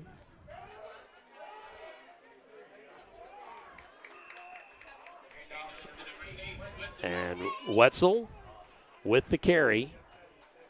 And for a short gainer, and we've got a timeout. Now that's, to me, very strange that North Harrison would call timeout and really helping Providence.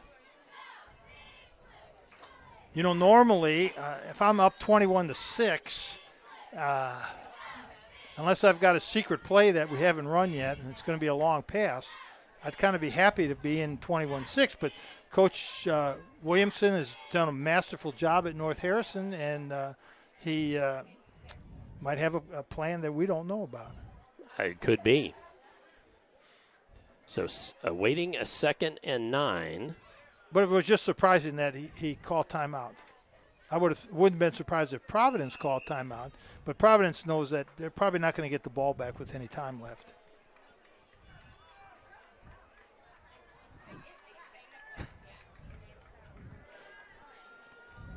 As again, we're experiencing some technical difficulties because of that earlier rain.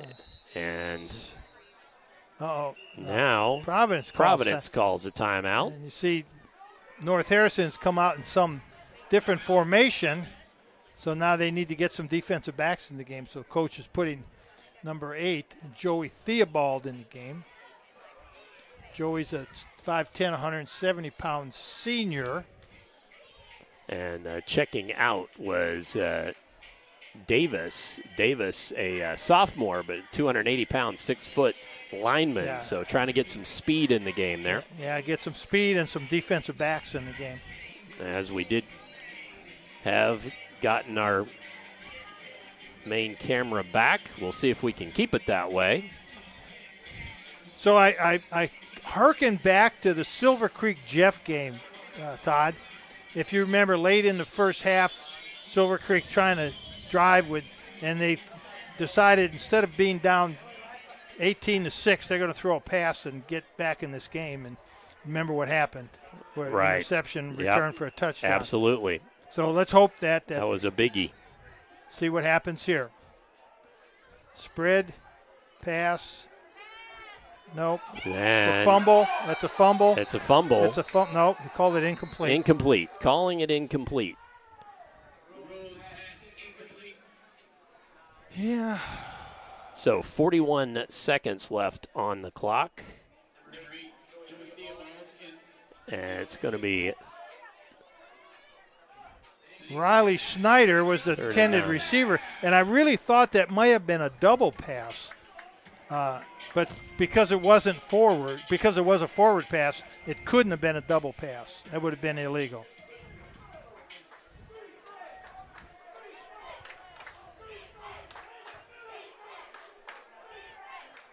And just straight ahead run there. Providence no one has a timeout left. No timeouts left. 40 seconds on the game clock, on the play clock. We should be done. Should be done with this first half of play. Whoops. And obviously at halftime, we'll talk about the game a little bit, talk about playoffs coming up next week, and try to work on our camera issues. Fourth down. Beach looks to throw it, does, caught, and staying in bounds, runs out the clock. And that was Hickman on that catch. Well, we will step away. When we come back, we will have our halftime for you, which will include our discussion of the scoring from the first half, what each team might need to do in the second, and then we'll talk about those IHSAA playoffs and get you through all that here halftime on Glicod. Dubuque County Fair is about to get its face melted! Yeah! 1 second. I guess their faces are safe. Shut up, Jeff. Yeah, Jeff, shut up. Shut up, Jeff. I don't need your help. Just like what happened in Pittsburgh. Never mention Pittsburgh! When you need to be there, you need an Interstate. The car battery auto techs prefer. Come by Interstate Batteries, 1510 Production Road, Jeffersonville. Dr. Carter's office, Annette speaking. How may I help you? From your very first call, the warm personal care from Dr. Todd Carter and his friendly staff at Carter Family Dentistry will put you at ease. Dr. Carter can take care of you and your family's dental needs, from gentle cleaning to complex procedures. Visit drtoddcarter.com to learn why generations put their trust in Dr. Carter for their dental health. Or to schedule an appointment, call Annette or Joyce at 812-944-5155. Located at 809 Mount Tabor Road in New Albany.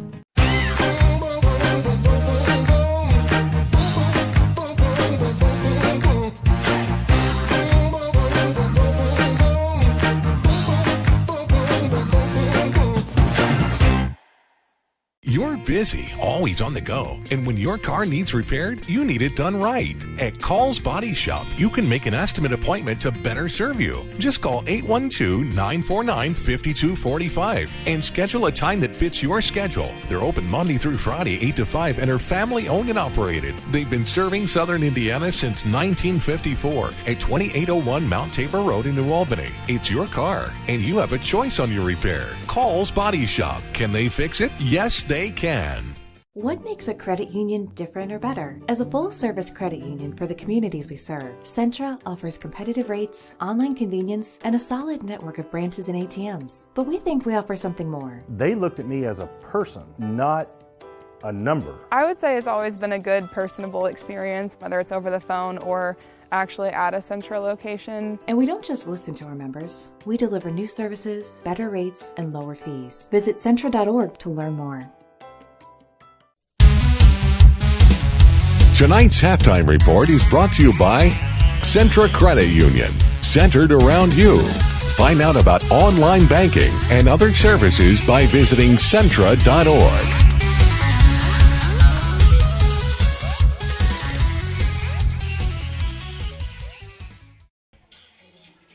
Halftime here at Providence High School as Providence, after having a bit of a cheerleading clinic last weekend, of course, has the youngsters out on the field. Our score, 21-6, North Harrison Cougars over these Providence Pioneers. And I guess, Coach, from your keys, let's just first touch on what any of those that may have come true and what both coaches did. Well, you saw that North Harrison was able to dominate the line of scrimmage. Once they got things rolling, they really did dominate the line of scrimmage with Wetzel running off tackle and making some cutbacks and just playing quarterback sneaks. They really controlled the line of scrimmage and scored 3 touchdowns. Providence tried to counter that with a double wing look and using those 2 wing backs as blockers. And they did move the ball pretty well, but they never got into the end zone. After the third score for North Harrison made it 21-0, you could see Providence just said, this isn't going to work. We're not going to win doing this. Right. We need to throw the ball, and that's our strength. We got Lanham, we got Unruh, we've got a couple other good receivers. Let's go to what we've been good at the last couple weeks. So I suspect in the second half you'll see more of that from Providence. I don't think you'll see North Harrison change, but they better get their defense ready for the passing attack. Absolutely. Well, it's time to look at some stats. Tonight's halftime numbers brought to you by Centra Credit Union. They're centered around you. And what we have is, of course, for the Cougars, Wetzel with 3 rushing touchdowns. And the Cougars have been penalized 3 times for 25 yards. For the Pioneers, Carter Lannon, the quarterback, with a rushing touchdown. And they have been penalized twice for 20 yards. So relatively a clean game, although one of those big Providence penalties did lead to a North Harrison touchdown. That's pass interference penalty. Yeah, deep in the Providence territory. Well, let's step away. When we come back, we've got a few minutes. We'll talk about the playoffs coming up here beginning next week in IHSA playoff play. And, of course, we will be at Floyd Central for Jeff at Floyd Central. We'll talk about that when we return here on Glicod. Is a credit union different or better? As a full-service credit union for the communities we serve, Centra offers competitive rates, online convenience, and a solid network of branches and ATMs. But we think we offer something more. They looked at me as a person, not a number. I would say it's always been a good personable experience, whether it's over the phone or actually at a Centra location. And we don't just listen to our members. We deliver new services, better rates, and lower fees. Visit Centra.org to learn more. The only name you need to know for all your auto repair needs is Voyner's Auto and Truck Repair. Sure, our name might be hard to say, but we can fix everything no one else wants to fix. Big or small, we can do it all. Foreign or domestic, if it needs repair, Voyner's can handle the job. The only thing high-tech about us is what we do, and we're up front with you and we'll do the job right. One thing we have to sell is our time, and we won't waste yours. Voyner's Auto and Truck Repair. Family owned since 1981. Call us for all of your auto repair needs. Opioid overdoses in Clark County are at record highs. That's why the Clark County Health Department is now training volunteers to administer to victims of opioid abuse the drug Narcan, which may reverse its effects. To find out when and where CPR and Narcan training will be available, visit clarkhealth.net. You can help control the opioid epidemic. A message from the Clark County Health Department. A proud supporter of the Providence Pioneers and Southern Indiana High School athletics, Mack Construction is a second-generation company that provides quality workmanship in heavy civil construction, asphalt, and streetscape while maintaining focus on worksite safety and productivity. Put Mack Construction's nearly 40 years of award-winning service to work for your project. For more information, visit mackconstruction.com. Mack Construction. Experience. Reputation.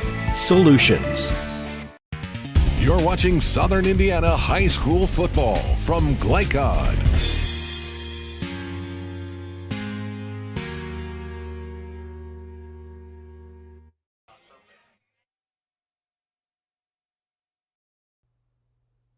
Halftime here at Providence High School. This is Dr. Todd Carter, and I thought we might take just a few moments to talk about what's coming up in the IHSAA football playoffs here over the next couple of weeks. We'll walk you through 1A all the way up through 6A and just tell you what's going to be happening and where everybody will be playing. Materials were sourced from Max Preps and John Harrell's Indiana High School Football, as well as the IHSAA. So in the 1A bracket, we've got Rock Creek, our only local school that plays in 1A, and the Rock Creek Lions in Sectional 48 will take on West Washington on October 22nd. Should be noted that Springs Valley, up there at the top of the graphic, who are 6-1 going into their season finale tonight, is the favorite to win this 1A sectional. In 2A play, we've got both Providence and Clarksville in sectional 39 action. Both Providence and Clarksville in sectional 39. And Providence heading into tonight's ball game at 4-4. Clarksville 1-7. Providence, will play at Switzerland County next week on October 22nd. Should also note that Paoli will be hosting Union County. Triton Central will be playing Pekin Eastern. And Clarksville, as I said before, they will be hosting Mitchell.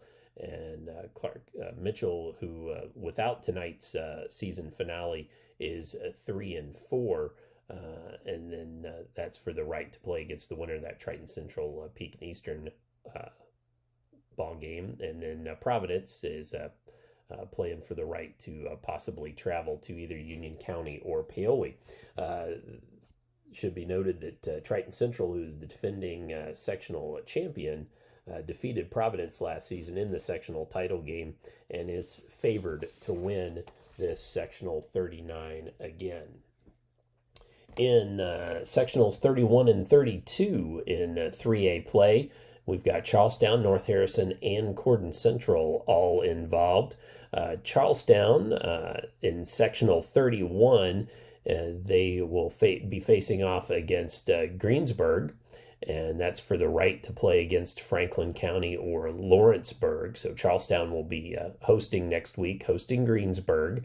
And then at the top half of that bracket, should be noted that Brownstown Central up there coming into tonight's action is 8-0. They will be hosting Scottsburg and will be lurking on the other half of that sectional.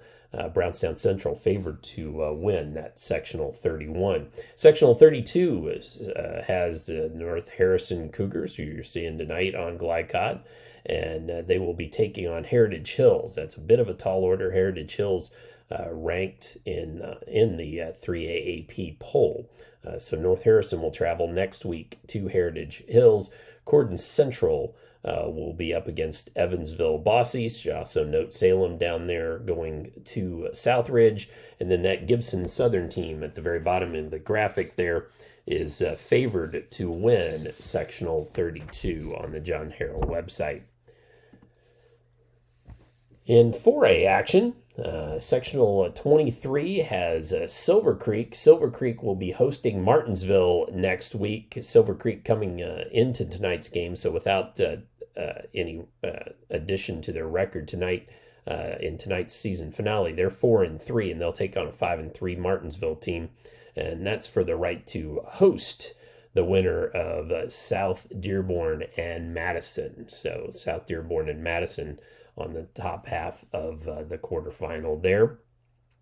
Should be noted that Mooresville is favored to win in sectional 23. They play a 1-7 Jennings County team next Friday. Then in 5A sectional 16 action, this is the All Hoosier Hills Conference sectional. Jeffersonville and Floyd Central will be playing next Friday on October 22nd. Seymour, Bedford, and New Albany all get the week off. They get a bye out until October 29th. So next week, we will see Jeff and Floyd Central, and that will be brought to you live here on Glicod. We have the rights from the IHSAA to broadcast that game, so be looking for that next week. Again, Jeff and Floyd Central, and that one is a rematch of last year's sectional final when Jeffersonville emerged victorious to take sectional 16. And the winner will be hosting New Albany, who are 5-3 going into their game tonight against Floyd Central. Up on the upper half of the bracket, Seymour and Bedford North Lawrence will be playing again in 2 weeks on October 29th. In the top half of that bracket, John Harrell Indiana football website predicts that New Albany and Bedford will be the two that will be battling it out for that 5A sectional 16 championship. But as anybody who has watched these teams play this year knows, it really is up for grabs, and this one could go any which way. But again, we at Glicod will be bringing you that Jeff Floyd Central matchup next Friday night from Floyd Central High School. And finally, just want you to remember that the state championship games are to be played at Lucas Oil Stadium on November 26th and 27th, and you can follow the brackets along at ihsaa.org. And always check the local scores at glycod.com. And I didn't put a graphic up for 6A as we don't have any local teams playing. Columbus North is the closest team that is playing in 6A. But just for your information, Center Grove is considered a strong favorite to win the 6A state championship. And again, those state championship games to be played at Lucas Oil Stadium November 26th and 27th, 2021. Well, now you're caught up, and we want you to stay tuned. Second half action coming up from here at Providence, where the North Harrison Cougars are taking on the Providence Pioneers. Tailgate or tailgating to get to my tailgate. I can't go anywhere. But you're so busy watching me tailgate that you don't see the one in front of you. And your cut rate car insurance, it might not pay for this. So get Allstate and be better protected from mayhem. Like me. Contact Floyd Snobs and Jeffersonville Allstate agent Packy Page today. A proud supporter of the Providence Pioneers and Southern Indiana High School athletics, Mack Construction is a second-generation company that provides quality workmanship in heavy civil construction, asphalt, and streetscape while maintaining focus on worksite safety and productivity. Put Mack Construction's nearly 40 years of award-winning service to work for your project. For more information, visit mackconstruction.com. Mack Construction. Experience. Reputation. Solutions. I was at practice one day, kind of made a cut through the lane, and I noticed that I landed on my knee a little weird. I saw my trainer here at school, and they highly recommended that I go to priority radiology. Any athlete, when you do go down with an injury, the first thing you think about is just how long that you're going to be out. Going to priority radiology, where I could get my results back quickly, made a big difference because I wasn't left waiting for weeks before I could even start a treatment. I was able to get what I needed right away. This second shift, this old pair of pants, this staycation, this brown bag lunch. At American Family Insurance, we understand what it takes to make your new kitchen, that new car, or your new house a reality. It's the same as it takes to protect it, to protect your new life, your future, your dreams. Yes, I'm a dreamer. Dr. Carter's office, Annette speaking. How may I help you? From your very first call, the warm personal care from Dr. Todd Carter and his friendly staff at Carter Family Dentistry will put you at ease.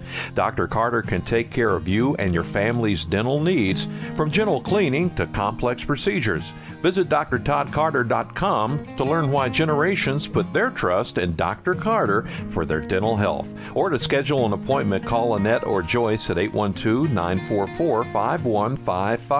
Located at 809 Mount Tabor Road in New Albany. Hi, this is Sheriff Jamie Knoll of the Clark County Sheriff's Office reminding you to please buckle up. Wear your seatbelts and refrain from texting while you're behind the wheel. Your safety is our priority. Enjoy the game. You're watching Southern Indiana High School football from Glicod.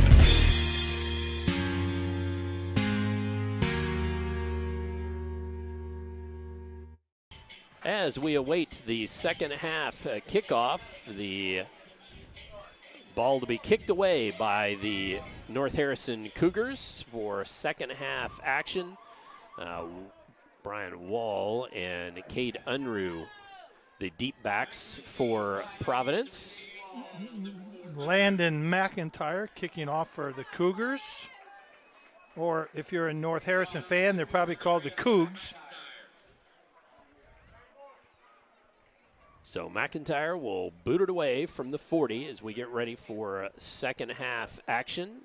And again, if you're tuned in at 7 o'clock hoping to see the kickoff, we started an hour early. Comes to an up back at about the 34, and he's wrestled down at the about the 38-yard line. That's Taylor on the return. Jackson Taylor, a 5'7" senior, picked that up and makes it 1st and 10 for Carter Lannon and crew, sophomore quarterback. Now, Coach, how many times have we said that this year? Lots of sophomore quarterbacks out there. They're right, lots of them, and that bodes well for the future quarterbacks in this area. Charlestown and Floyd Central, Bedford. There's probably 2 or 3 others I've missed. Providence here, of course. And inside handoff to Bratcher. A little trickery there, but it was good for about 4 yards. Maybe even 5. They'll call it 5 out to the 44-yard line.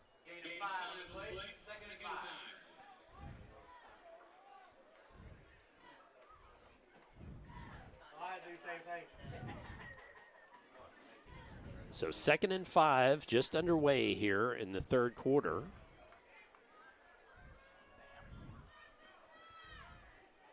As ball pitched, Cade Unruh, but he was met in the backfield, bounced it outside, and that was Chance Allen that came up and tried to stick him, but Unruh planted a foot and went around him. Hey, he's got some moves. He's a shifty little runner.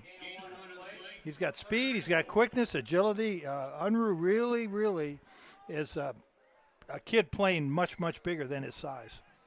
So 3rd and 4. And the line to gain there out at the 49, so near midfield. Lynch in motion. Pitch out to him, dangerous, and he bounced it. Spins. Not still short. Still short. Just, that was a long way to go for just a couple yards gain. Schneider on the tackle there. So 4th and 3. And they're going to go for it. They are going to go for it. They've got a big package in there, and running for it was Nathan Ross, 6'1", 275-pound offensive lineman that lined up at tailback and just bowled it across. Yep. What a nice surprise for that Providence played there. Looked like they were putting punt team in, and they give it. We used to call that the elephant play, where you'd put a big old offensive defensive lineman in the backfield. And nice play, 1st down for Providence. There's the 2 back blocking again. And again, that's Lynch. 2 backs blocking for Lynch, and he comes forward. You see how they use those backs, though, Todd? They use those 2 backs. Yep. As blocking backs, almost like pulling guards, like 2 pulling guards. All the offensive linemen are blocking away. The 2 backs are coming back into the play. Watch again. See what they do. They're either going to run to them or run a counter play this way. And there's a 23 wide open. And throwing it downfield, overthrown and picked off, overthrowing Cade Unruh. And flag comes in, but that is after the ball is picked off. That was Colton Hickman, the safety, picks that ball off. We'll see what the flag is all I think we about. got blocking in the back probably. Personal foul, yeah. Personal foul. That will be, I believe, after the play. Yeah. So that was, I think Lanham made a mistake there. He had Shrout, and again, that was that little bootleg pass where they kind of disguise Shrout, and he comes out from behind the line of scrimmage instead of in front of the line of scrimmage. Right. And he was open, and for some reason or another, Lanham looked past him, looked downfield. When we used to run that bootleg play, you tell your quarterback, first option is run. Second option is short, medium, and then long. Right.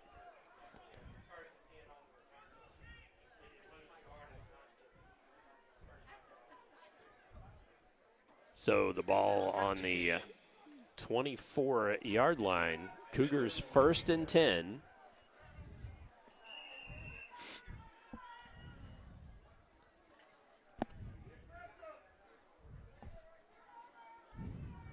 As just underway here in the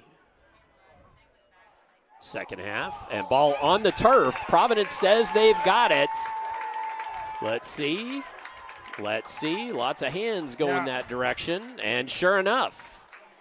And it looks like Roy Shrout, a senior defensive lineman, came up with it. He came out of the pile with it. So Providence will go back on offense. And it couldn't. Was that a mishandled quarterback exchange, or was it a? I think so. I don't. Just the ball popped loose just very quickly there. So Providence back on offense, and there's Lynch, cuts it back for a gainer. It's going to be out to about the 20.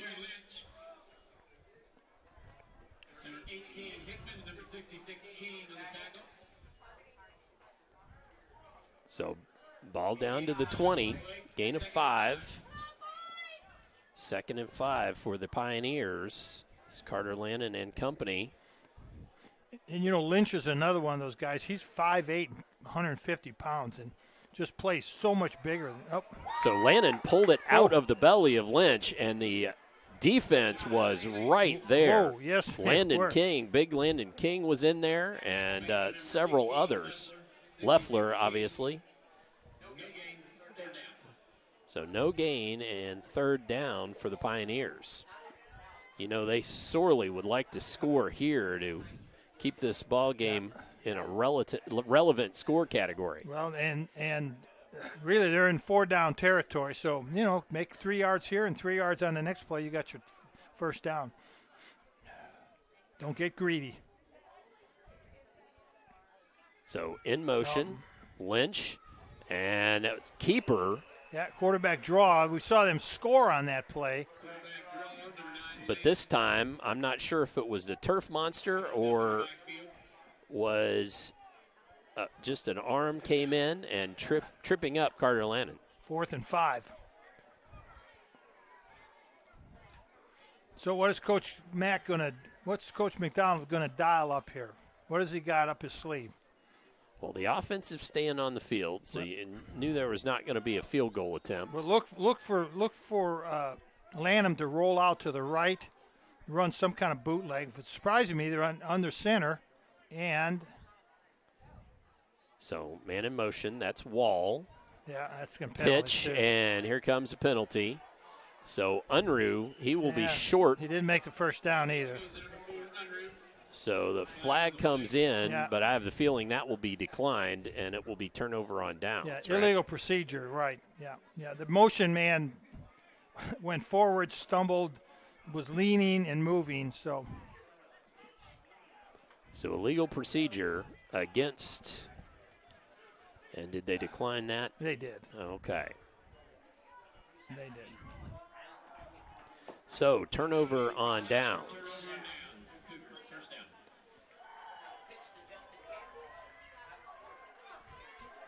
So Cougars will take over. Some dark clouds off in the distance there. We're sure hoping they will stay away. Yellow flag comes in. The left tackle for North Harrison had his hand on the ground and picked it up. and stood up. So don't know what he was thinking, but once that offensive lineman puts his hand on the ground, he's there. He's stationary. He has to stay there until the ball is moved. Second penalty, 5 yards that time for the Cougars in this half. So first down and 15 to go. Handoff in the backfield. Short little gainer, not much there. Wetzel again gets it out to about the 15. Going to bring up second and about 12.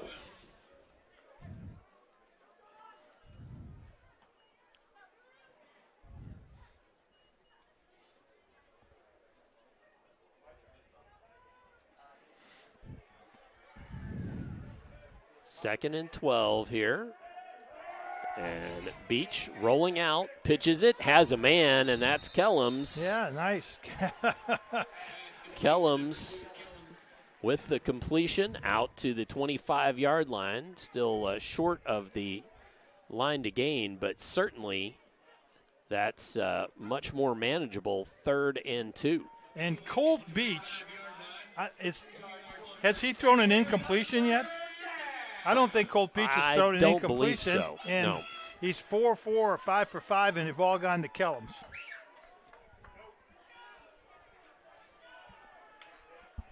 So 3rd down and 2 for the Cougars.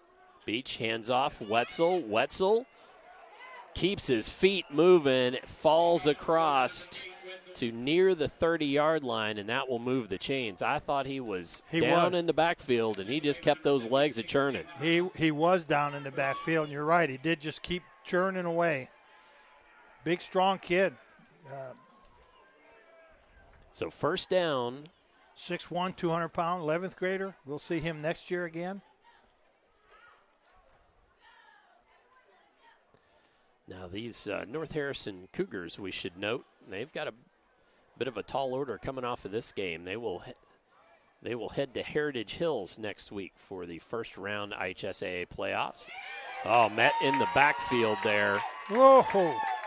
That was a host of Pioneers. Landon King, the right guard, 6'2", 245. Just got beat that time. Big old number 66. Andrew Singleton. Woo, he just beat him. Sometimes it's just man on man. Who's going to win that battle? And that time Singleton won the battle. So Beach looks to throw.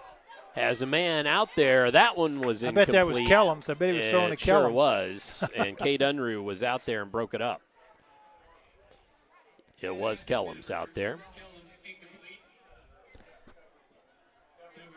So North Harrison lists Riley Schneider as a flanker, but he only had, coming into this game, 2 catches for 24 yards, whereas Caleb Kellums came in 15 catches for 202 yards. And he's got 4 or 5 more tonight. Yeah, at least, I'd say at least 5.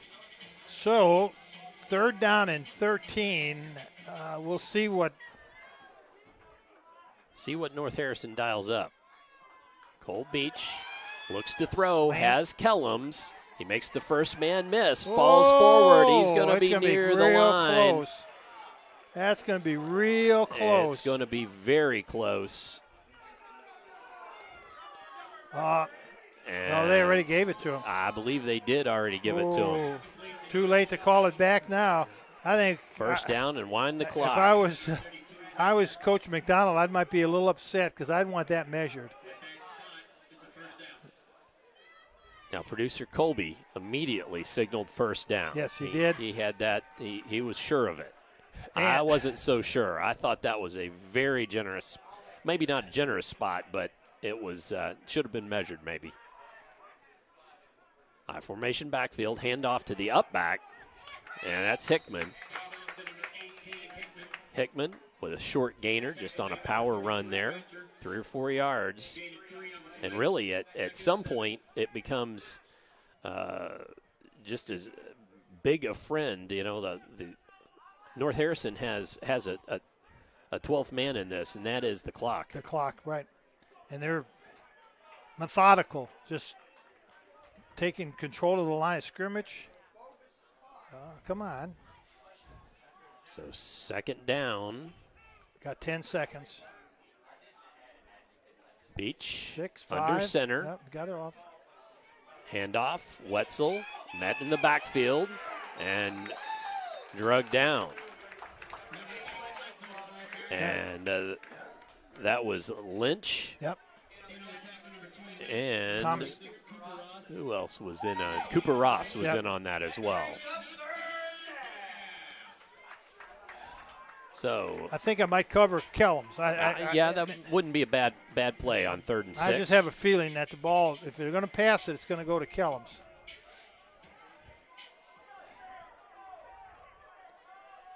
Under 3 minutes. Pitch left side, a little dangerous there, and tackled well in the backfield. Yep. That wasn't to Kellums, that was Schneider. Yep. So, and that play was very dangerous because that actually was a backward pass. And if he doesn't catch that, that's a big fumble. So 4th down, and Hickman headed back to punt the ball. Oh. And Unruh and Wall back deep for the Pioneers. Hickman. It's a not great punt away, but it takes a nice North Harrison roll inside the 30-yard line. We're going to take this opportunity to take a quick break here. Come on back for more third quarter action on Glicod. COVID-19 continues in our community. We are seeing increased cases in the younger population. While severity may be lower, there are still many health issues associated with infection, risk of transmission to other vulnerable citizens, and increasing the rate of development of variant strains. This is why the CDC recommends you get vaccinated. For more information or to schedule a COVID-19 vaccine or test, visit www.clarkhealth.net. Again, that's www.clarkhealth.net.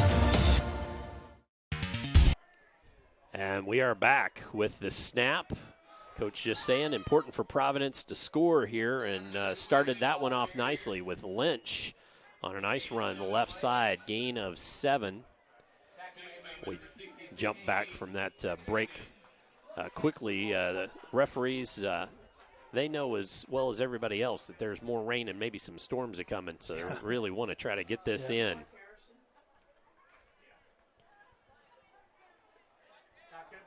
So 2nd and 4. Handoff, and around that side again. Lynch, spin move, made a man miss. Yep. Down across the 45, almost 46. Yeah. See where the spot is. And North Harrison really has not made any defensive adjustment against that set for Providence. It's just surprising. I mean, they're actually playing it real soft. Slant. And handoff in the backfield. Lynch, and he was tripped up. Very nice play by Chance Allen. So a short gainer for Lynch. Going to bring up 2nd and 8.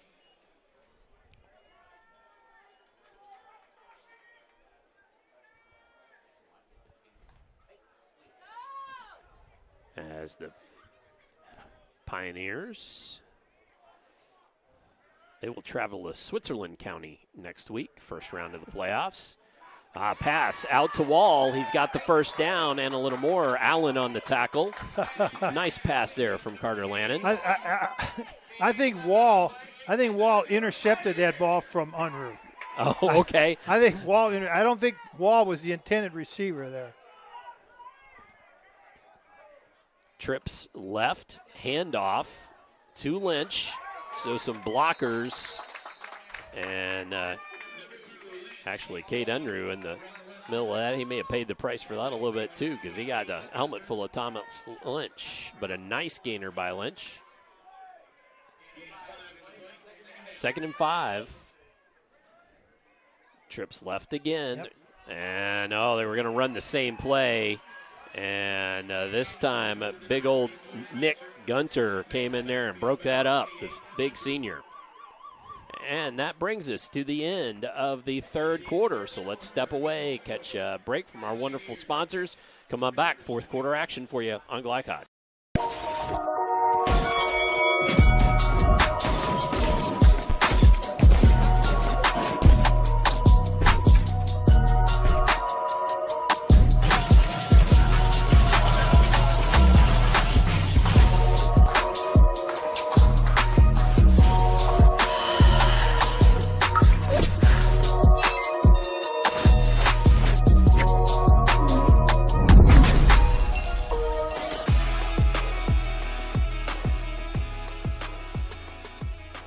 Hi, I'm Isaiah.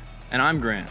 I'm vape-free because I've witnessed and experienced firsthand how tobacco can affect teens who want an escape from school, work, or other social activities.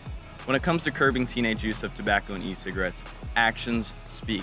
Voice Indiana engages, educates, and empowers teens throughout the state to take action by promoting and celebrating a lifestyle free of tobacco and e-cigarettes. Find out how you can be part of the statewide youth empowerment movement and help end teenage nicotine use by going to voiceindiana.org. You're watching Southern Indiana High School football from Glicod.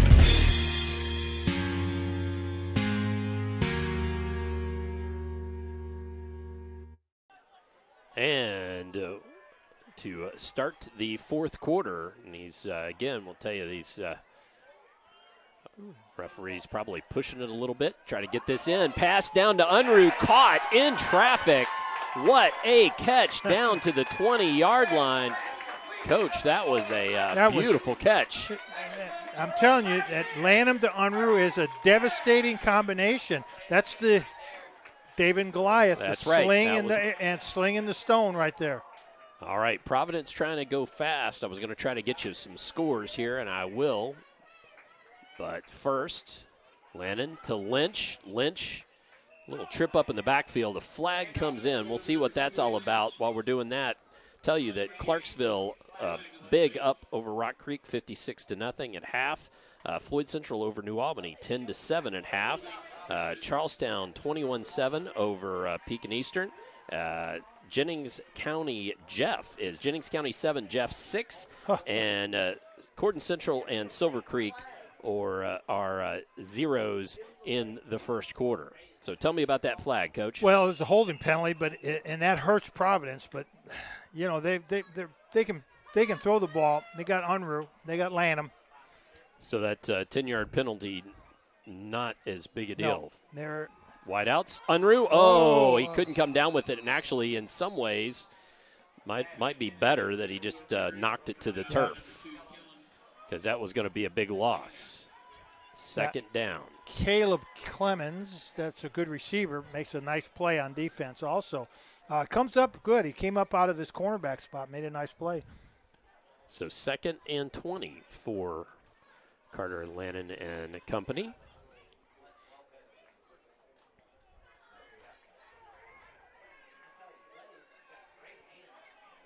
Lynch in the backfield, 3 wide receivers to the near side of the field. Handoff, Lynch, and he had some clean running room there, but somebody stuck their arm out, and that was Schroeder coming up from the linebacker spot. Okay, now look for that bootleg play where they're going to get Shrout to sneak out of the backfield. That was the one that was intercepted. Let's see if Coach can come back to that play. So that's a good play for them. So 3rd and 19. Nope, won't be the bootleg. Wideouts. 3 to the near side. Lannon looks, directs traffic. Oh, it's knocked up in the air. And almost coming down with it was Hickman. But it hit, was that Unruh or Wall? Hit Unruh in the hands. Yeah, but Hickman's got to be sick because that ball was right in his hands. That maybe turns the whole game around, actually. So now 4th down, huge 4th down play here for the Pioneers. Trailing by 15, Yeah, dial up a little pressure, North Harrison. Now they're going to go with a 3-man rush. 4, no, 3. What are they doing? They may want. I don't know what they're doing. They may want to be causing some confusion. Well, they did. Not too much pressure. Lanham, Unruh, he juggled it, and then the ball's out and on the turf. Are they going to call it down? Are they going to call it incomplete? Doesn't matter. It doesn't matter anyway, does it? Well, it did matter if it was a fumble and going the other way for right, 6. Right. So catch and down, but short of the first down. So the North Harrison Cougars take over on downs. So clock running, 10.5 minutes to go. Cougars can just keep pound and ground here, ground and pound. Keep it on the ground, pound away, get a first down, eat up the clock.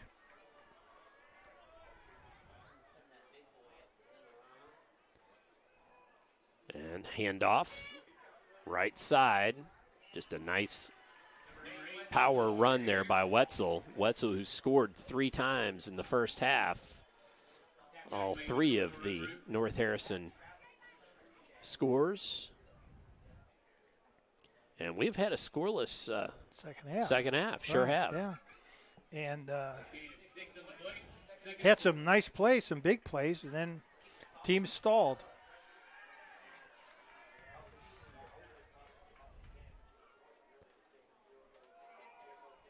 And really a bruising into the run there. Thought stopped short, but first down. Hickman, that was Hickman, the for fullback. First down, yeah.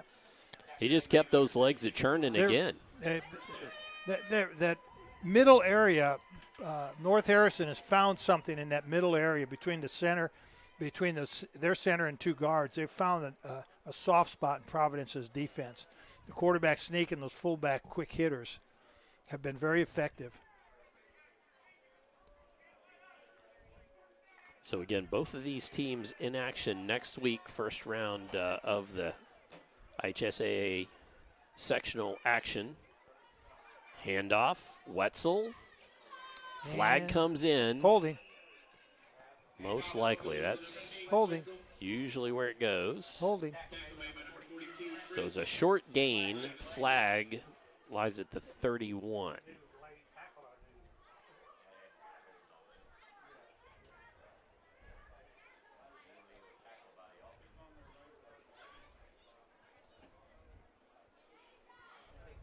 Waiting for the man in the white hat here. Tell us what's up. Chop block. Chop block. Interesting. And that's going to back North Harrison way up. And, most of the time, now the chop block, the intentional chop block is very, very dangerous. And that's one of the reasons it's an illegal block. But I know most of the chop blocks you see are very unintentional. Unintentional, sure. And it's just, I'm blocking, I'm holding up my man, I'm blocking him. My partner next to me is coming in and just slips, falls, but it's a penalty.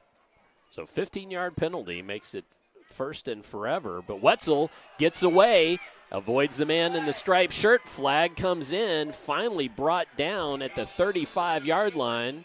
I bet it's a holding penalty. That one might be. In the defensive backfield, usual spot for it. And it is. Holding Cougars, their 4th penalty of the second half. And that one's going to back them up half the distance to the goal. And that's got to drive Coach Williamson crazy, because that was one of his points, key points that he talked to me about, was they have been hurt by penalties all season. So 45, if you counted that one as the full 10, it would be 45 yards worth of penalties just in this half against the Cougars. And we go back again to say that's a 10-yard penalty, but it's actually in reality a 35-yard penalty. Absolutely. Because of where Wetzel almost had the first down.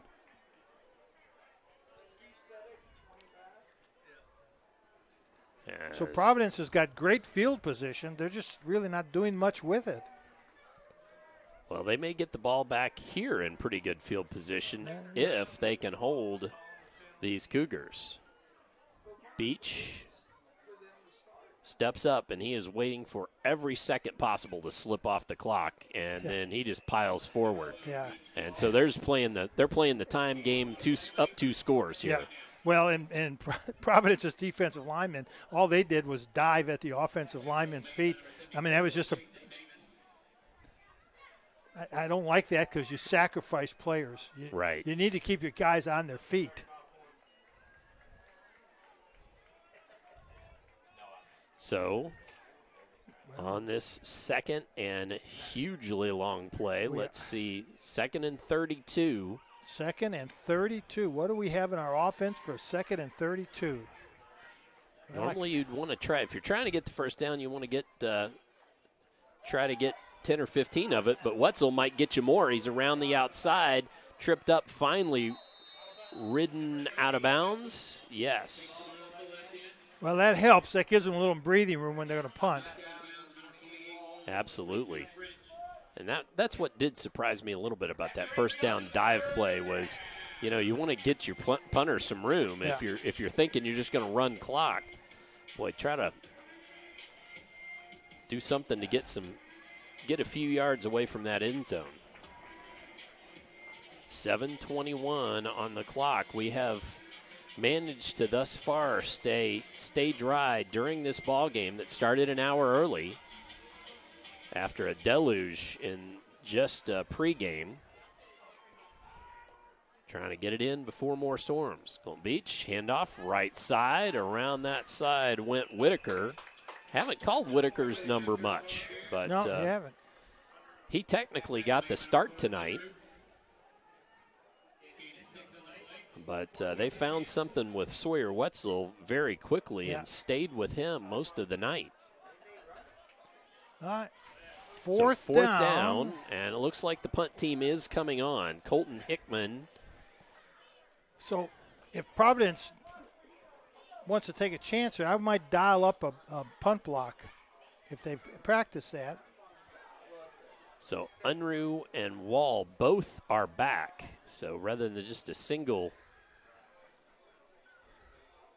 returner or safety back, Hickman kicks it away. Better than the first one. High kick. Hits at the 45 and takes a nice Providence bounce downed there by Whitaker. So Providence comes back in. We're going to step away, take a quick break here on Glicod. COVID-19 continues in our community. We are seeing increased cases in the younger population. While severity may be lower, there are still many health issues associated with infection, risk of transmission to other vulnerable citizens, and increasing the rate of development of variant strains. This is why the CDC recommends you get vaccinated. For more information or to schedule a COVID-19 vaccine or test, visit www.clarkhealth.net. Again, that's www.clarkhealth.net. You're watching Southern Indiana High School football from Glicod. So second down coming up here on that first down play. Incomplete pass. The intended receiver for Carter Lanham was Brian Wall. But there was a bit of a miscommunication. Ball fell harmlessly to the turf. Again, the referee's trying to move things along quickly, and a flag comes in. Offside on Providence. Oh no! No, I thought it was number 9 was lined up offside. The defense.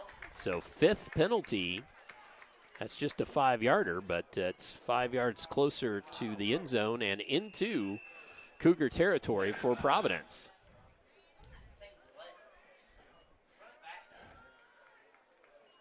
Snap back, Carter Lanham. Here comes pressure. And lots of pressure. Taking him down deep in Providence territory. Nick Gunter and Noah Mars were the two out there chasing. Noah Gunther was relentless in chasing him. And, all good quarterbacks feel like they can make a play. Yeah. If you're a good quarterback, you know you can make a play. You can throw that ball through a defensive back, or you're going to be able to scramble and break away. So, and you want kids to be like that, but you want them to be smart and throw the ball away when you need to throw it away. So brings up 3rd and 21. Carter Lannon just dump off on a screen. Lynch makes a couple miss. He's still going. He's still going, and then sandwiched down at about the 38-yard line. 4th and a lot. Absolutely. Going to be 4th and a lot. Yeah, about 19, I believe. And that looks like Coach is going. He's thinking, I'm going. Line to gain Good for Coach. Is the 43. Coach is going for it. So offense stays out there. I'd keep my eye on Unruh. So Lynch in the backfield with Lannon. Brings him over in a pistol look for some protection. Up over the middle, picked off. Oh, boy.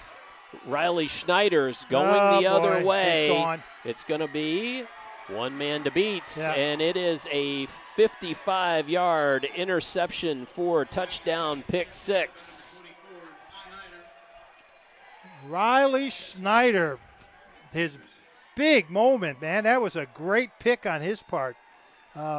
Playing a good free safety spot, ball's overthrown. He was in the exact spot a free safety is supposed to be in, picking up anything overthrown. So our first score of the second half occurs at 4:41 in the fourth quarter. McIntyre looks to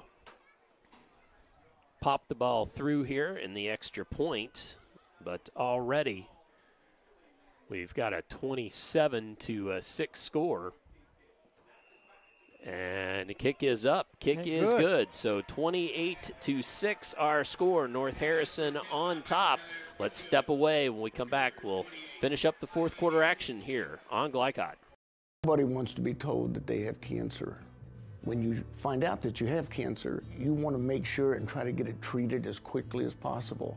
That's what Priority Radiology did for me. The time they saved me from fretting about it is something I can't repay. They got me my results within 3 hours. It's unheard of to get that kind of results that quick. I can't hardly tell you how important that was for my mental state. It really helped me get through that day. You're watching Southern Indiana High School football from Glicod.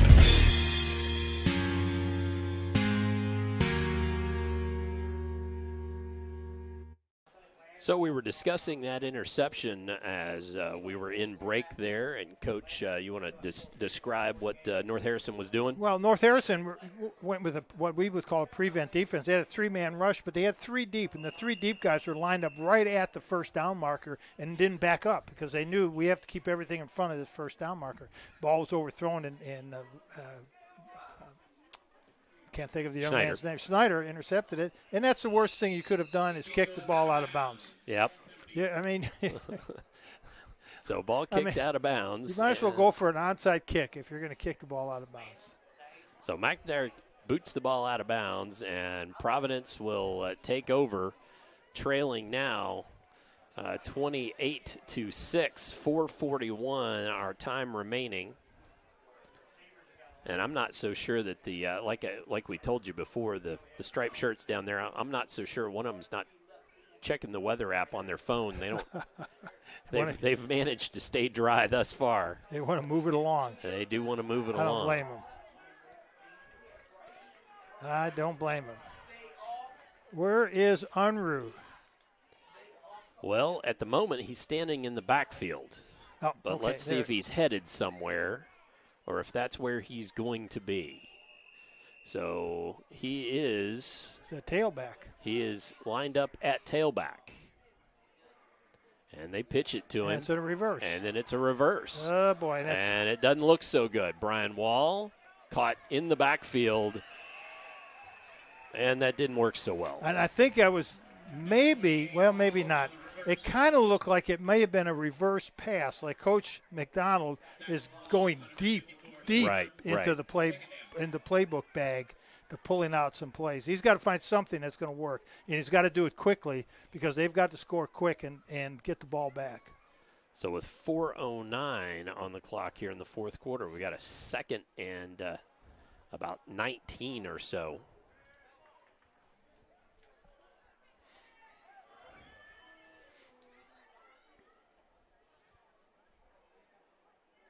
as man in motion. That's Wall. Snap comes. A little bit of some pressure coming. Oh, my. Throw out, picked off.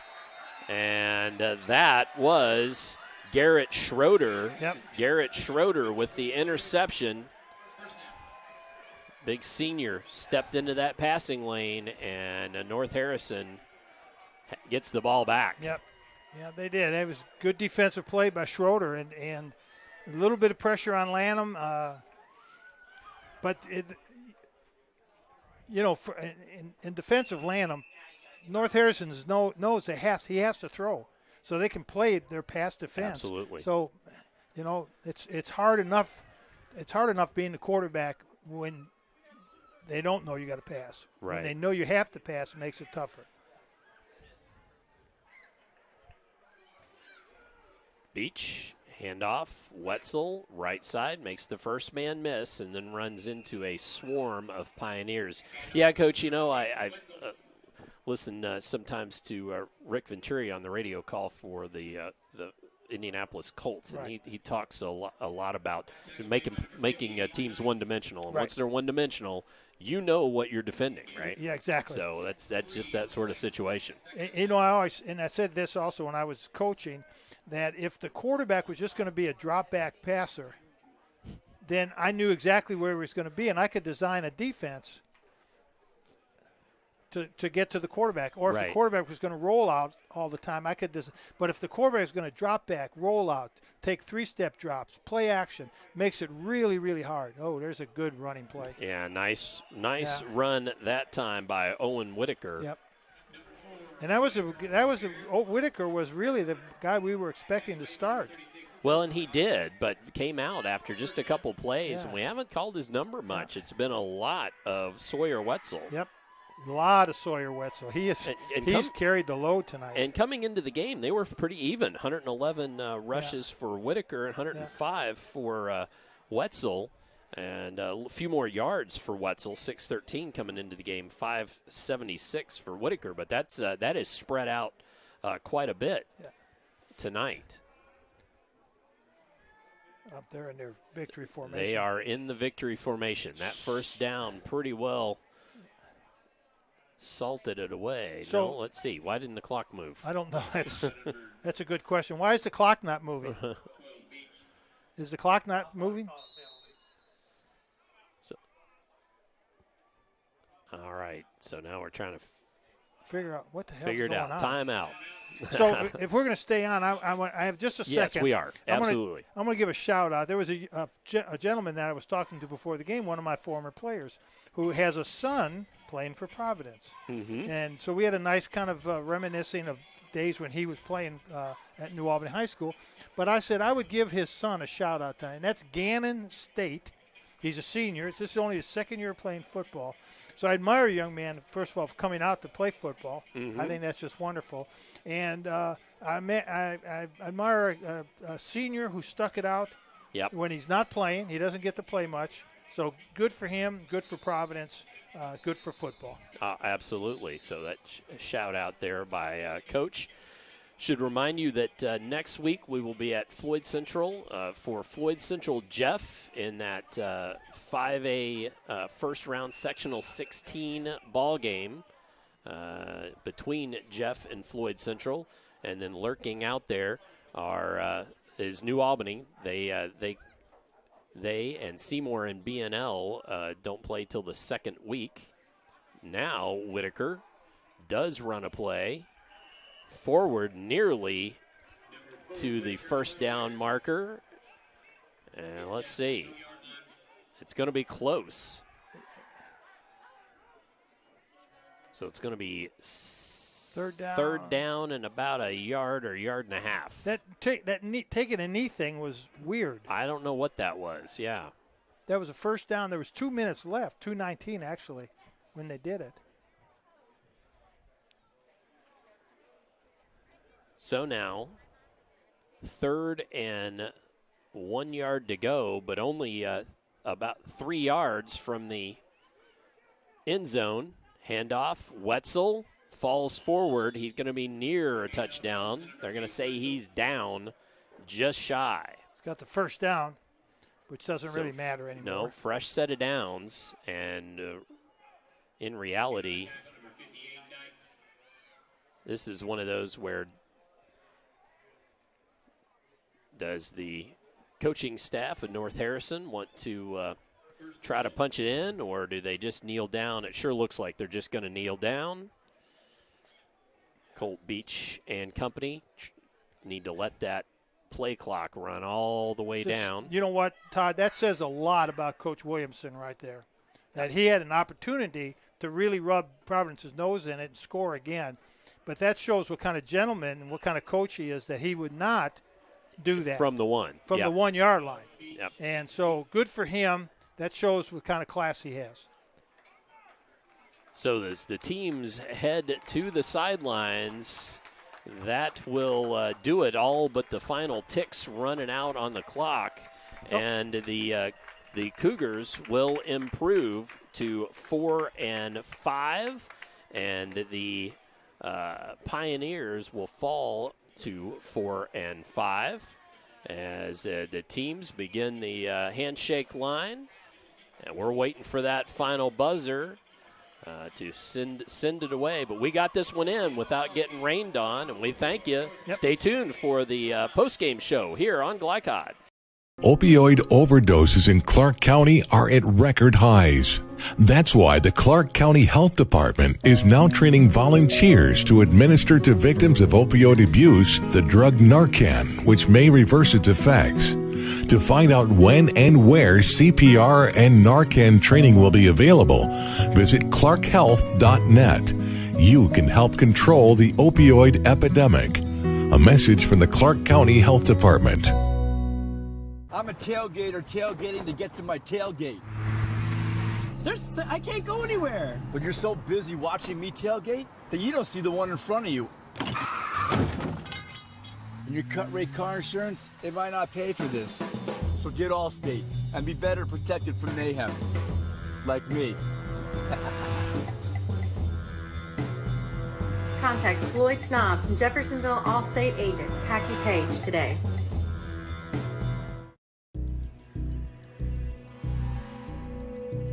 In one fell swoop, one innocent city will be left with one burning question. Where's Cobra Kai? What? No. When you need to be there, you need an Interstate, the car battery auto techs prefer. Come by Interstate Batteries, 1510 Production Road, Jeffersonville. Hi, this is Sheriff Jamie Knoll of the Clark County Sheriff's Office reminding you to please buckle up, wear your seatbelts, and refrain from texting while you're behind the wheel. Your safety is our priority. Enjoy the game.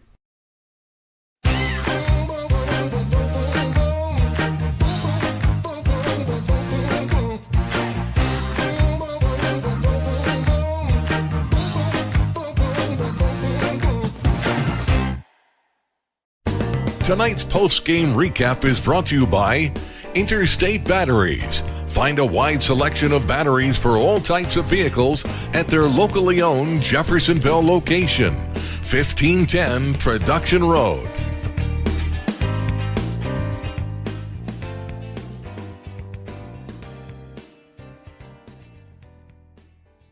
And our final score here at Providence High School, the North Harrison Cougars defeating the home Pioneers on senior night 28-6. Cougars improving to 4-5, Providence falling to 4-5, and both teams will be in action next week as the IHSAA playoffs kick off. And it's time to talk about the drive of the game. Tonight's drive of the game brought to you by Jim Butner Auto Group in Clarksville. They're striving to keep you driving. And, Coach, you gave us a bit of a preview of your breakdown there, but what in the commercial, but your thoughts on our drive of the game. Well, and this is odd because you can't think of the drive of the game as that early in the game. But to me, it was the first drive that North Harrison had, and they went down and scored. Overcame two big penalties. They had a fairly long pass to Kellums, and it was a 13-yard run by Wetzel. But it really set the tone for what North Harrison was going to do the rest of the game, and that was to pound it, keep it on the ground, use their strength, use their size to move the ball. Providence never really figured out a way to stop that. And it's, you can't magically make your players 20 and 30 and 40, 50 pounds heavier. Right. So the coach tried to slant. He tried to move people. He played a 5-6 man line. He had his linebackers up tight. It just didn't work. They were just too big in the front. Mm-hmm. Well, so that's our tonight's drive of the game, brought to you by Jim Butner Auto Group in Clarksville, striving to keep you driving. That first drive that was capped off by Sawyer Wetzel's 13-yard touchdown rush, and the PAT by McIntyre making it 7-0. And our drive of the game brought to you by Jim Butner Auto. Well, let's step away. When we come back, we'll hit a few stats for you. And then coming up, we have most outstanding player as well. So you want to stay tuned for that. Come on back for all that and more here on Glicod. Westminster Village, Kentuckiana in Clarksville for affordable retirement living in a multi-level community setting. Our monthly apartment rentals start at $750 for a one-bedroom or $1,050 for a two-bedroom with no security deposit or application fee. We also offer assisted living options with Medicaid waivers accepted. Call 812-282-9691 to schedule a tour or go online at westminstervillageretirement.org for a virtual tour. Experience the difference at Westminster Village, Kentuckiana.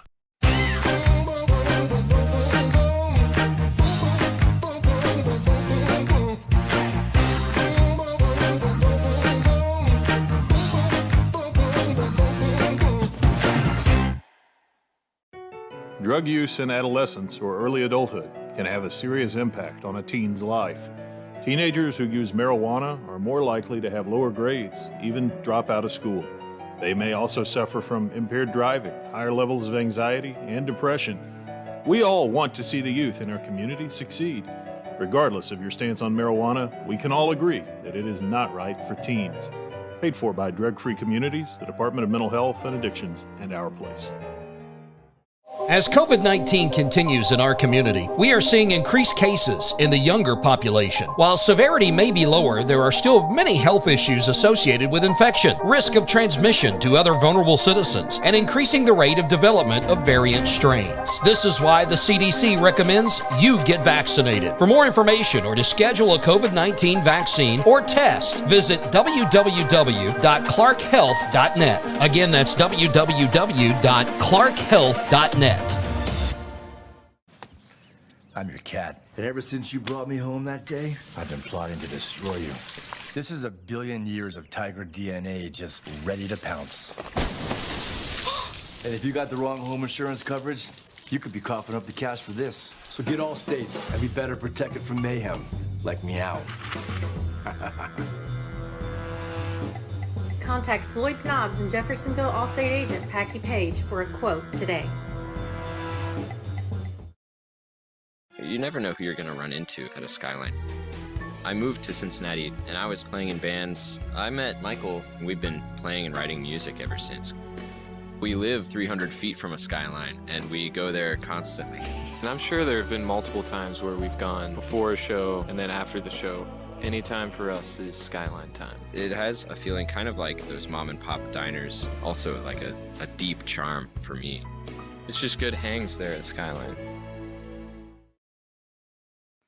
Founded in 1910 in the Ohio Valley region, German American Bank has been raising the standards in banking, insurance, investments, and wealth management for over a century. We're big enough to provide the conveniences of modern banking, yet small enough to care about the people and communities we serve.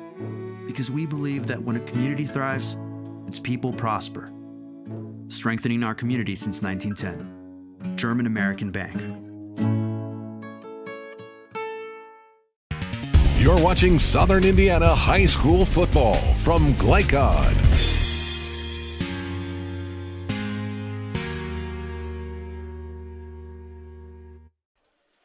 As we look at tonight's final numbers here in this season finale from Providence High School, look at tonight's final numbers from German American Bank, strengthening communities since 1910. Well, for North Harrison, of course, Sawyer Wetzel with 3 rushing touchdowns in the first half. Schneider with that pick 6 for 56 yards, and that was one of 3 interceptions thrown by Carter Lannon in the second half. For Providence, they played a disciplined game. They only had 3 penalties all game, whereas North Harrison was penalized 8 times for 75 yards. That was a big difference yardage-wise. Carter Lannon had the only touchdown for the Pioneers, his 15-yard touchdown scamper. Thoughts on any of that, Coach? Well, I was looking here. I'm looking at some past stats at North Harrison, and Owen Whitaker, who really didn't carry the ball that many times. Nope, just a few times. He had 576 yard rushing coming into this game, averaging over 5 yards a carry. Sawyer Wetzel, 613 yards, averaging 5.8 yards a carry. He had to have close to 100 today, if not more than that. But he really carried the load. So, that was their strength coming in, and that was their strength leaving it, getting on the bus. Yep, absolutely. And I'll tell you the other thing I was impressed with was Caleb Kellums. Yep. He had half of their passing yardage, half of their receiving attempts, and he had more than that tonight. He had all their yardage. Yep. And I guess maybe one other person had a catch. Riley Schneider had one catch, and I'm not certain, but I think that was for negative yards, although just a yard. Because it was one of those lateral sort of things. Lateral screen. Sort of, right. So Kellums does a nice job. Caleb Kellums, a nice receiver. Quarterback throws a nice ball. North Harris has got a good team. They're 4-4 now. 4-5. 4-5 now, and 2-game winning streak. They've beat 2 good teams. They beat South Spencer last week. They beat Providence this week. They're on a roll. And they travel to Heritage Hills. That's a tough one. Next week, that might be a toughie down there in Santa Claus, Indiana. Yeah. All right, well, let's step away, and when we come back, it's time for tonight's Most Outstanding Players. So let's tease that and have you come back to join us for that in just a few moments. Founded in 1910 in the Ohio Valley region, German American Bank has been raising the standards in banking, insurance, investments, and wealth management for over a century. We're big enough to provide the conveniences of modern banking, yet small enough to care about the people and communities we serve. Because we believe that when a community thrives, its people prosper. Strengthening our community since 1910. German American Bank.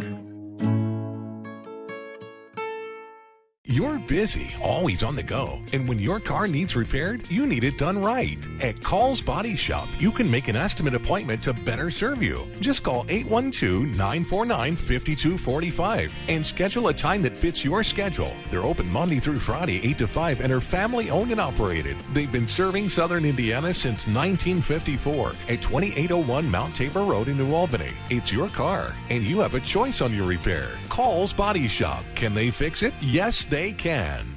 What makes a credit union different or better? As a full-service credit union for the communities we serve, Centra offers competitive rates, online convenience, and a solid network of branches and ATMs. But we think we offer something more. They looked at me as a person, not a number. I would say it's always been a good, personable experience, whether it's over the phone or actually at a Centra location. And we don't just listen to our members. We deliver new services, better rates, and lower fees. Visit Centra.org to learn more.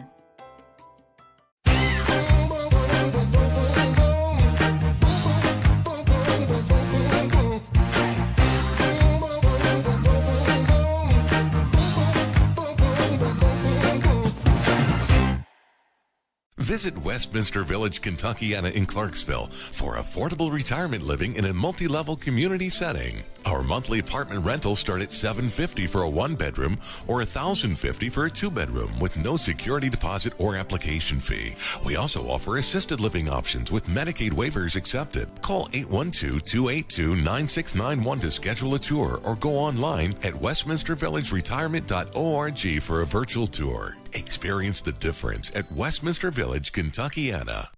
As COVID-19 continues in our community, we are seeing increased cases in the younger population. While severity may be lower, there are still many health issues associated with infection, risk of transmission to other vulnerable citizens, and increasing the rate of development of variant strains. This is why the CDC recommends you get vaccinated. For more information or to schedule a COVID-19 vaccine or test, visit www.clarkhealth.net. Again, that's www.clarkhealth.net. Skyline for me is like my second home. So I started off at drive-thru, and then the next thing I know, I was serving full-time. My favorite regulars are always the ones with the kids. We're just laughing, talking, catching up on whatever's going on in our lives. Sometimes when I'm working the drive-thru, I'll hear a specific voice, and I know exactly who it is. When they pull around, I'm so excited to see them, and they're just as happy to see me. Skyline is more than just a restaurant to me. It's a fun place to work, and it's a fun place to eat. You're watching Southern Indiana High School football from Glicod.